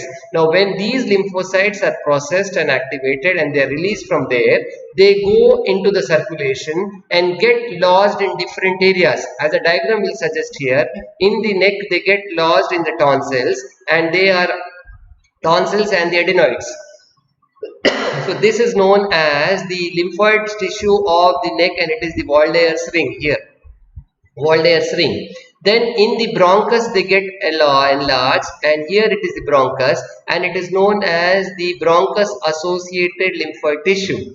Then they also get lodged in the lymph nodes, which is present in the axilla. They also get lodged in the intestine, which is known as the Peyer's patches, and the lymphocytes may also get in the lymphoid tissue of the genital system, which is the urogenital lymphoid tissue, and also lymphoid tissue in the inguinal region. So basically the lymphocytes confer immunity. They are basically produced in the thymus and the bone marrow. So they are called the central lymphoid tissue, where the actual production takes place. Once they are released from there, they will go and get lodged in specific areas and confer protection in that area. For example, if the lymphocytes come in the tonsils and the adenoids, it is giving or protecting the body in the tonsil region. For example, whenever you eat some food or some bacteria enters, the tonsils get enlarged or the adenoids gets enlarged in children. Why is that getting enlarged? Why do you have pain in the throat when you eat some cold items? Because as soon as you take that cold item or that infected food, the T lymphocytes and the B lymphocytes there in the walled air sling, that is the tonsils and adenoids, will detect that the foreign body has entered, and it will try to attack and destroy there and restrict its entry and prevents its entry inside. Similarly, if you have inhaled some bacteria or viruses or some toxic chemical substance, the lymphoid tissue present in the bronchus, that is called as BALT, that is the BALT, bronchus associated lymphoid tissue, will try to protect the body there. So it is BALT which is protecting the body, preventing the bacteria and restricting its entry or destroying it at the lungs only, preventing it from entering into the circulation and other parts of the body. Similarly, the gut associated lymphoid tissue, GALT. So the lymphoid tissue which is present in the gut, if infected food is being taken, infected water is taken, that GALT or that GALT or the Peyer's patch, lymphocytes will try to kill the bacteria then and there, develop some antibodies, destroy it there, so that it does not enter into the tissue, into the deeper tissues. Similarly, we know that urinary tract infections can spread retrograde, as it can enter from outside to inside. So there is a lymphoid tissue which is known as the urogenital lymphoid tissue. So basically the MALT, the BALT, the GALT, all these are the lymphoid organs in the body, and they protect against the things. Now we come on to the cellular immunity, where the cellular immunity is conferred by means of thymus. So thymus is the gland which is protecting the body, it is producing T lymphocytes and gives cellular immunity. So lymphocytes are having capability of producing two cells, T lymphocytes and B lymphocytes. The T lymphocytes go to the thymus and gets processed and give rise to T lymphocytes. Some of the lymphocytes go to the bone marrow and they produce antibody, that is known as B lymphocytes. So T lymphocyte is cellular immunity, B lymphocytes give rise to humoral immunity. We shall now initially see in brief about the cellular immunity. So what is the happening? In the thymus, from the bone marrow, the lymphocytes are produced. The lymphocytes are released into the circulation. Once they pass into the circulation, they come and get stuck in the T lymphocytes. They enter into the thymus. In the thymus, these lymphocytes become specifically T lymphocytes. From the bone marrow, what is released is the lymphocytes, which does not either differentiate into T or B. But once those lymphocytes which enter into the thymus become processed and they come out as T lymphocytes. Those lymphocytes which are coming out of the bone marrow re-enter into the bone marrow and they get processed and they become B lymphocytes. So the processing of the lymphocytes or the pre-processing of the general lymphocytes happens in two areas: thymus T lymphocytes giving cellular immunity, bone marrow B lymphocytes giving antibody or humoral immunity. Now, once in the thymus, there is a particular lymphocyte. This particular lymphocyte will develop a clone. What do you mean by clone? Say for example, in the bone marrow has released 1000 lymphocytes, which are general in nature. Out of these, 500 come into the thymus. Now these 500 lymphocytes will get processed into T lymphocytes. Now each of these T lymphocytes will get pre-processed in such a way that they will form a clone. That means what? Each of these 500, each T lymphocyte in this thymus will develop a specificity against one particular bacteria or a virus. So when they come out of the thymus, they will be having the capability to attack 500 different types of viruses or bacteria, and that means the formation of a clone. That means a general lymphocyte entering into the thymus, becoming a T lymphocyte, that T lymphocyte forming a particular clone where each of the lymphocyte has the capability to identify and destroy a particular type of virus.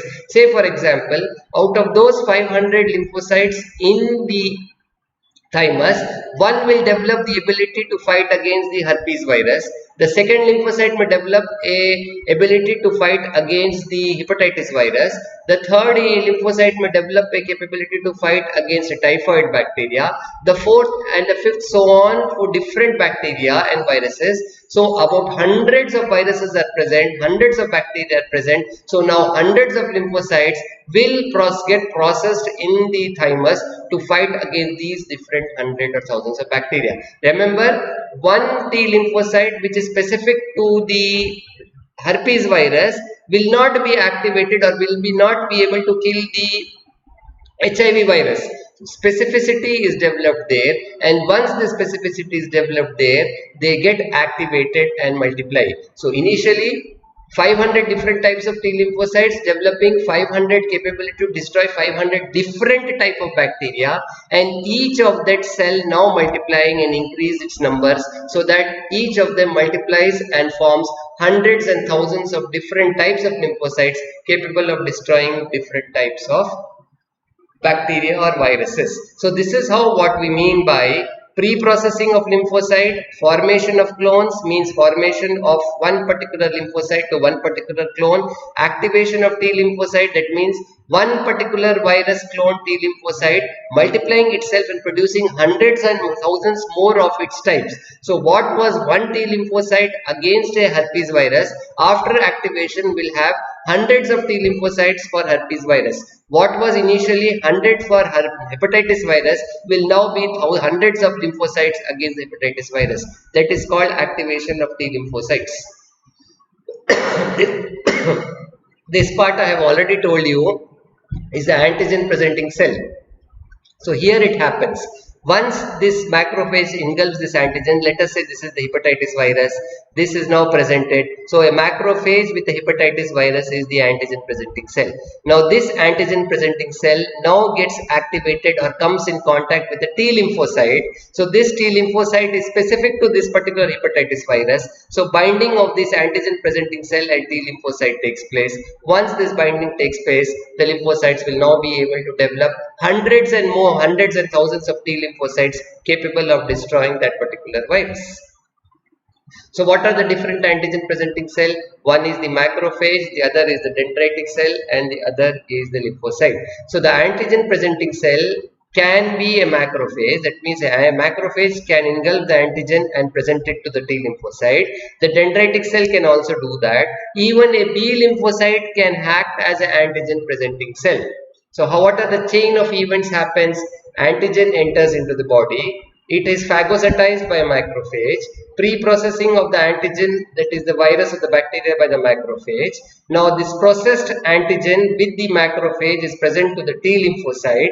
The T lymphocyte in the next step recognizes this particular antigen.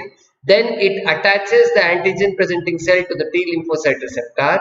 Once it attaches, it activates the T lymphocyte. The T lymphocyte converts itself into blast cells, and multiple types of T lymphocytes, activated T lymphocytes are released, are formed. Now these hundreds of activated T lymphocytes can act against that particular specific bacteria or virus against which it has been activated. Now let us see what are the types of T cells. Now basically you remember there are three types of T cells. One is the cytotoxic T cells, the other is the helper cells, and the third one is the suppressor T cells. So basically there are three different T cells. So lymphocytes producing T lymphocytes. T lymphocytes are of three types. One is the cytotoxic cell, the other is the helper cell, and third is the suppressor T cell. Let us briefly see what is the cytotoxic function of the cytotoxic T cell and the helper cell. The cytotoxic T cell is also called as the CD8 and the helper cell is also called as the CD4. Let us see the functions of the cytotoxic cells. Now, what is the function of the cytotoxic T cell? As the name suggests, the cytotoxic T cell means that it is toxic, it is a T lymphocyte, it is toxic to the cell. The whole cell is toxic to the foreign organism. That means cytotoxic T cell, they will kill the invading organism. Basic and very clear. One of the type of, out of the three types of T cells, the helper cells, the cytotoxic cell and the suppressor cell. The cytotoxic T cell is the cell which takes part in directly killing the foreign organism. How does it do that? The first thing here it is, this is the cell here. This is the binding receptor of the site with antigen. So in the first stage, you will find that this is the bacteria. The bigger cell is the bacteria. The T cells or the cytotoxic T cells are coming and binding here. So from three sides they are binding. So recognizing this particular bacteria as a foreign bacteria and then attaching of the cytotoxic T cell is the first step. So in the first step of the destruction by the cytotoxic T cell, binding is important.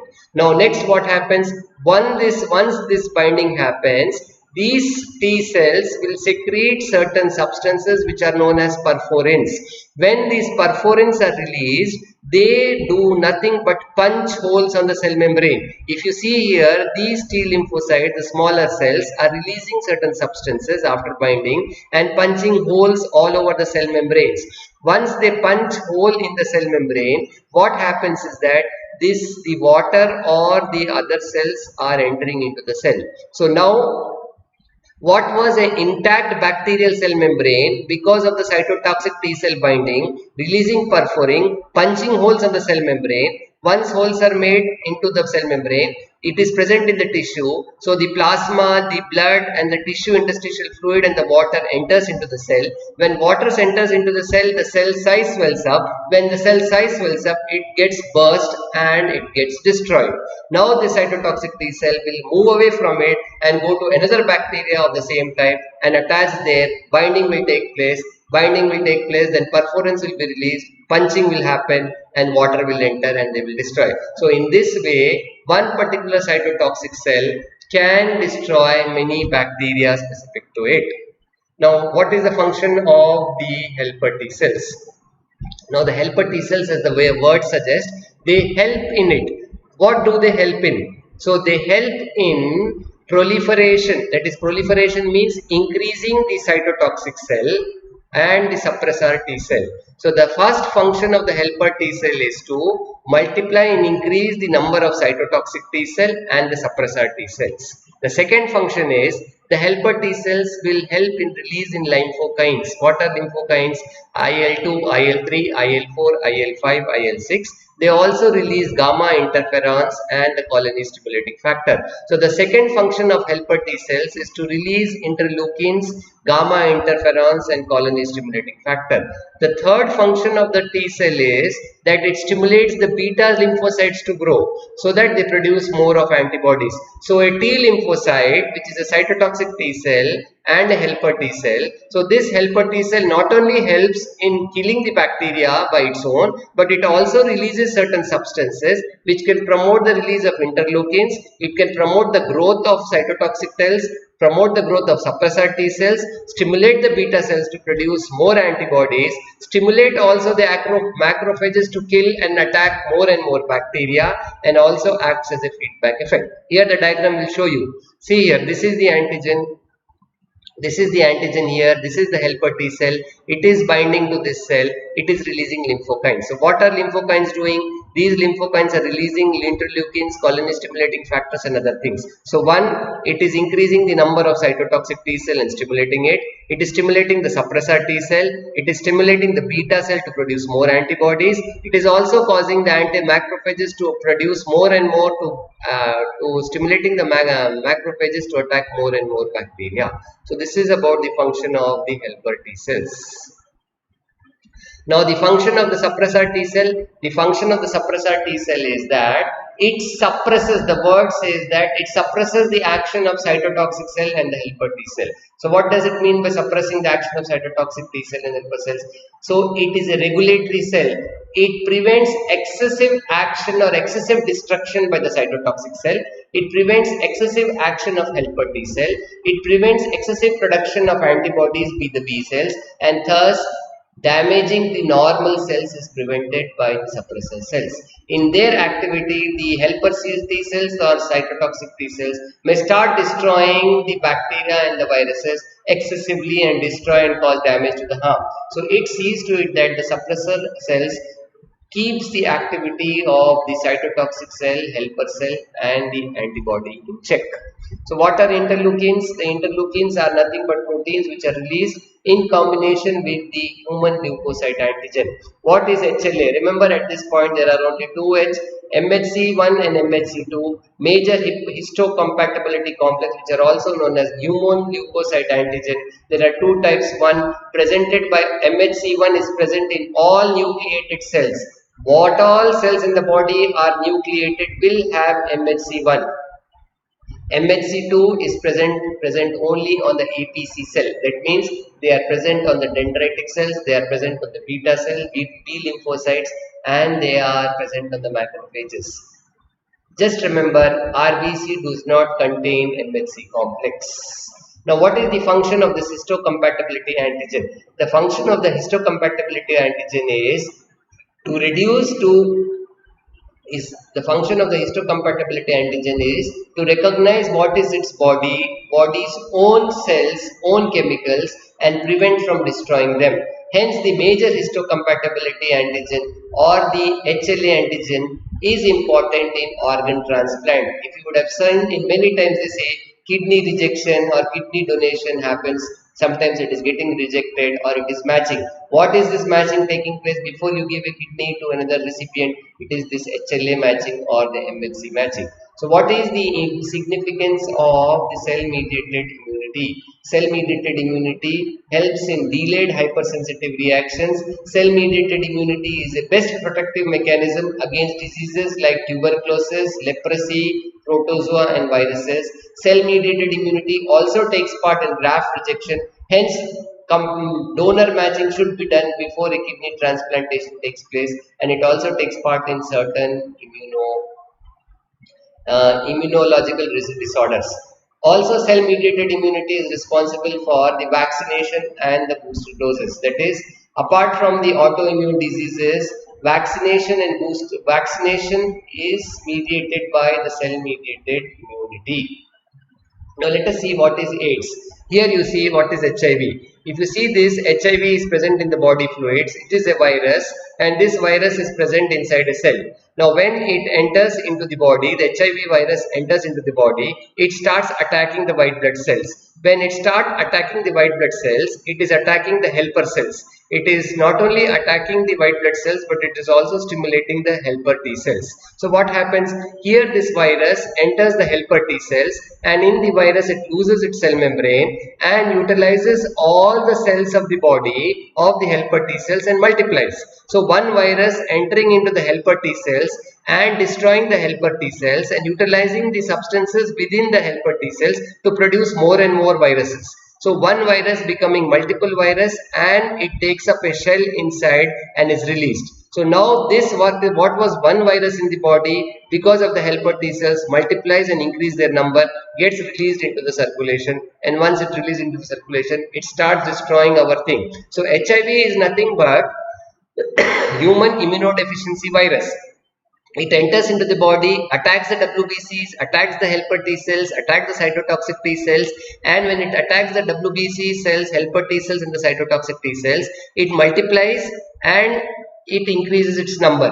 So when the HIV virus number is increasing, what is happening? It is utilizing the nutrition to develop and multiply on its own, giving less amount of nutrition to the WBCs there. So by that way, it is preventing the development of natural immunity or the WBCs in the body. So you will find that the counts are reducing. That is why the CD4 and the CD8 ratio I told you. Helper T cells are CD4, CD ratio is 8, CD8 is the cytotoxic T cells. When the virus enters into the body, the CD4 count and the CD8 counts gets reduced. When these two counts are getting reduced, that means what? The body's ability to fight against different organisms, bacteria is lost because there are no CD4 cells, no CD8 cells. When there are no CD4 cells, no CD8 cells, what is happening?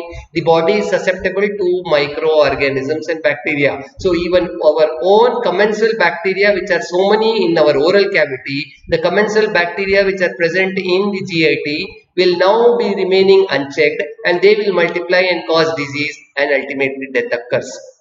That is why when you give antiviral drugs, the first parameter to see is the CD4 and the CD8 count. Suppose a patient comes to you with HIV virus, you do a CD4, CD8 count. After you confirm him it is HIV, then you see that the CD4 and the CD8 counts are less. When they are less means that the body is susceptible to organisms, bacteria. You give antiviral treatment, the CD4, CD counts improving. You get this blood test every 2 months done. If you find that the CD4 count and the CD8 count is increasing, that means the WBC count is increasing, the helper T cell count and the cytotoxic cell count is increasing. That means that your drug is working and the body is now protected against foreign bacteria. So this is how the importance of the CD4 and the CD8 ratio. And lastly, now we will discuss about the humoral immunity. Now the humoral immunity is an immunity which is there in the body, developed by B lymphocytes, and the B lymphocytes gets processed in the bone marrow and produce antibodies. So what are antibodies? Antibodies are globulin molecules that are capable of attacking the invading agent.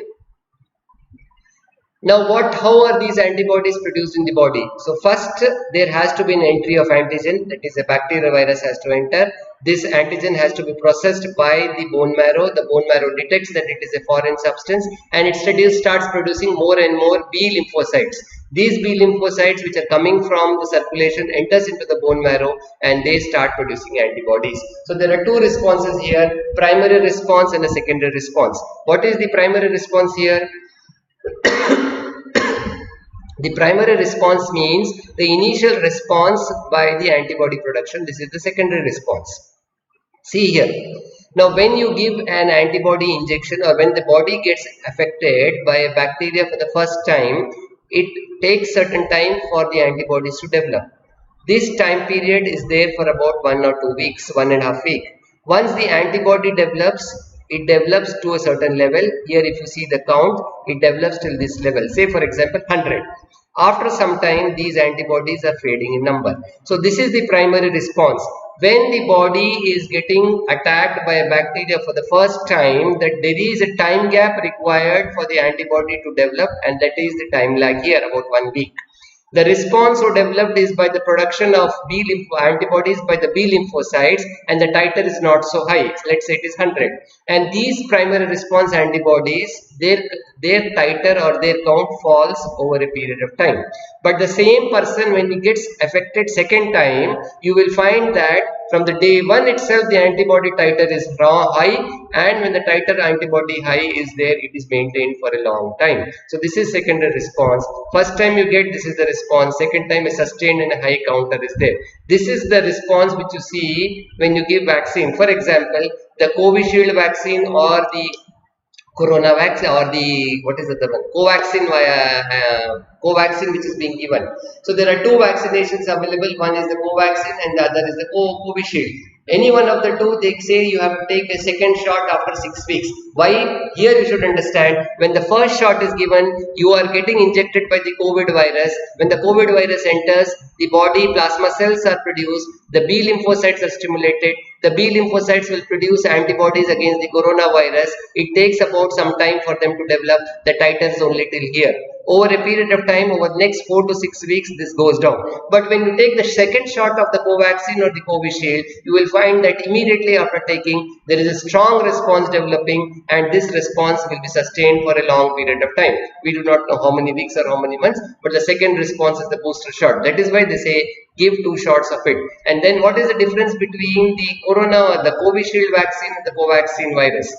Covishield vaccine is a vaccine where the live accentuated vaccine, that means the virus is introduced, a live adenovirus is introduced where the capability of the virus to cause disease is much reduced. So that is a Covishield virus where in fact the SARS virus is introduced into the body, but the power of the virus to cause diseases or damage is lost, but sufficient power is there to stimulate the immunity in the body.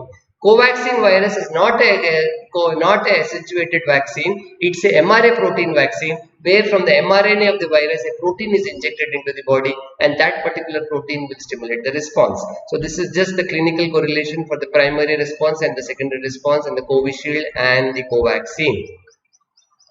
So this is here. The response, as I said, to the initial antigenic response is slow, it is sluggish, short-lived, low titers are present. But later on you will see that the immediate response is seen. The titer of the antibodies is also high and it is present for a long period of time. So this is how the antibodies are present. So they are produced. This is the thymus, this is the bone marrow. The bone marrow on stimulating will start producing the antibodies by the plasma cells. So a clone of B lymphocytes are present in the lymphoid tissue of the bone marrow. Whenever there is an entry of the foreign antigen, next it is phagocytized by macrophages. The macrophages will produce this virus to the B lymphocytes. The B lymphocytes in the bone marrow get activated. They enlarge to form lymphoblast. The lymphoblast will form plasmablast, and the plasmablast will multiply to form plasma cells, and each plasma cell will multiply to produce 200 antibodies, and these antibodies are released into the structure. Basically this you all read from biochemistry. They will explain in detail the structure where we have got 2 light chains, 2 heavy chains. There is antigen binding site, there is FC portion, there is a fixed portion and a labile portion. Now to sum it up here, there are 5 classes of antibodies.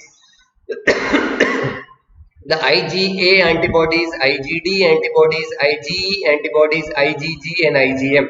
IgA antibodies are those antibodies which are present in the secretions. Remember, all IgA antibodies are present in the secretions. Let it be the plasma, let it be the saliva, let it be the tears, let it be the breast milk, let it be the intestinal fluid, or any other fluid in the body will contain the IgA antibodies. IgD antibodies are those antibodies which are attached to the beta cells, that is the B lymphocytes, and they help in production of more antibodies. IgE antibodies are the allergic antibodies. They are mostly present onto the mucosa of the skin and the respiratory tract, and whenever they are stimulated, they cause an allergic reaction. Like I said, asthmatic reaction, IgE antibodies. IgG antibodies are the antibodies. They are the most common antibodies. They are large antibodies. They are helping in protection against the viruses and the bacteria. They are also the viruses which can pass from the mother to the fetus and produce immunity. So IgG antibodies is the antibody which passes through the placenta from the mother to the fetus. IgA antibody is the antibody which passes from the mother to the child to the fetus. Then we have got the IgM antibodies. Now how does the antibody act? Here if you see, this is the activation of B lymphocytes. The plasma cells are produced, they secrete antibodies. So either may destroy by acting as opsonins, where they neutralize that by causing opsonization, or they may cause enhanced phagocytosis by the macrophages, or they may activate the cytotoxic T cells, or they may cause a eosinophil or a mast cell degranulation, or they may activate by the complement system. This whole diagram, if you remember, at this level it is very easy to understand what is the mechanism of action of the antibodies. How does the antibodies destroy? First, they act by precipitation or opsonization. Second, they can also act by stimulating the macrophages to cause increased phagocytosis, which is clumping and inactivation. Then they also can activate the cytotoxic T cell. They stimulate the mast cells to release their substances to neutralize the foreign chemical, or they may activate the complement. So here the actions are either by precipitation, agglutination, neutralization, complement fixation and lysis. I will tell you what it means. Precipitation means, suppose some antigens are entered into the body, all the antibodies will bind to it and when so many antibodies are binding to that particular virus or bacteria, it becomes so big in size that it cannot cause any damage to the body. So the protection of the body by antibodies, one of the mechanism is precipitation. The second is agglutination. What is agglutination? Agglutination means that it agglutinates all the viruses and other will bind to each other here on the active sites and agglutinate it, so that there is no free antibody left to act on the damage the cells of the body. Neutralization is, instead of they binding on the active sites are covered by neutralization. Complement fixation, they will stimulate another system which is called as complement, which is a group of proteins, and the complement will start destroying the bacteria or the virus. So, and lastly, it is direct destruction of the bacteria or the virus by lysis. So either it is by precipitation, agglutination, neutralization, complement fixation, and lysis. Briefly about the complement. What is complement? Complement is a cascade protein. It is called as a waterfall effect.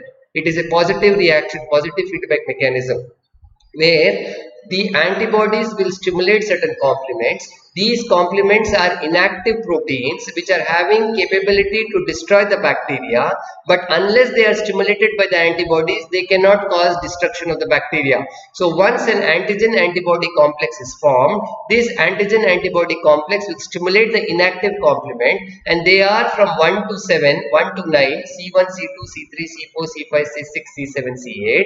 So each of this complement may get stimulated and have a different action. So if, for example, the antigen-antibody complex binds to C1, it stimulates the C1 complement. The C1 complement will stimulate C2 and C4. Not only stimulate, but the quantity stimulated will be more. That is called as waterfall effect or the cascade effect. And this C4, C4, 2 will then stimulate C3. But this C4, C2, apart from stimulating the next complement, it also can activate the mast cells and basophils and cause an allergic reaction, and it can cause opsonization of the bacteria and destroy the bacteria. Similarly, the C3 activated protein may stimulate C5 and C6, but also the C3 can have multiple effects, where it can cause the activation of the mast cells or opsonization of the bacteria. The C5 and the C5 may then stimulate C6 and C7, and they will stimulate a whole complex of C5, 6, C7, 8. So all these together will cause a lysis of or destruction of the foreign bacteria.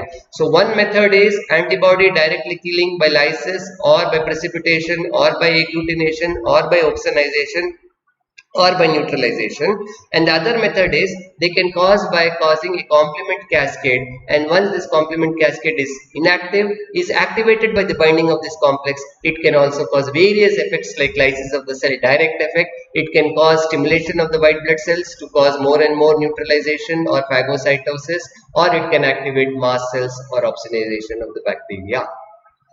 With this, we complete the whole of the immunology here. I hope you understand. It was a long class, but go home and read it. It is very interesting. The only topic I have left here is vaccination, which in my next class, if I find, I will briefly, in few minutes, I will brief you about the vaccination process. Thank you one and all. Have a nice day.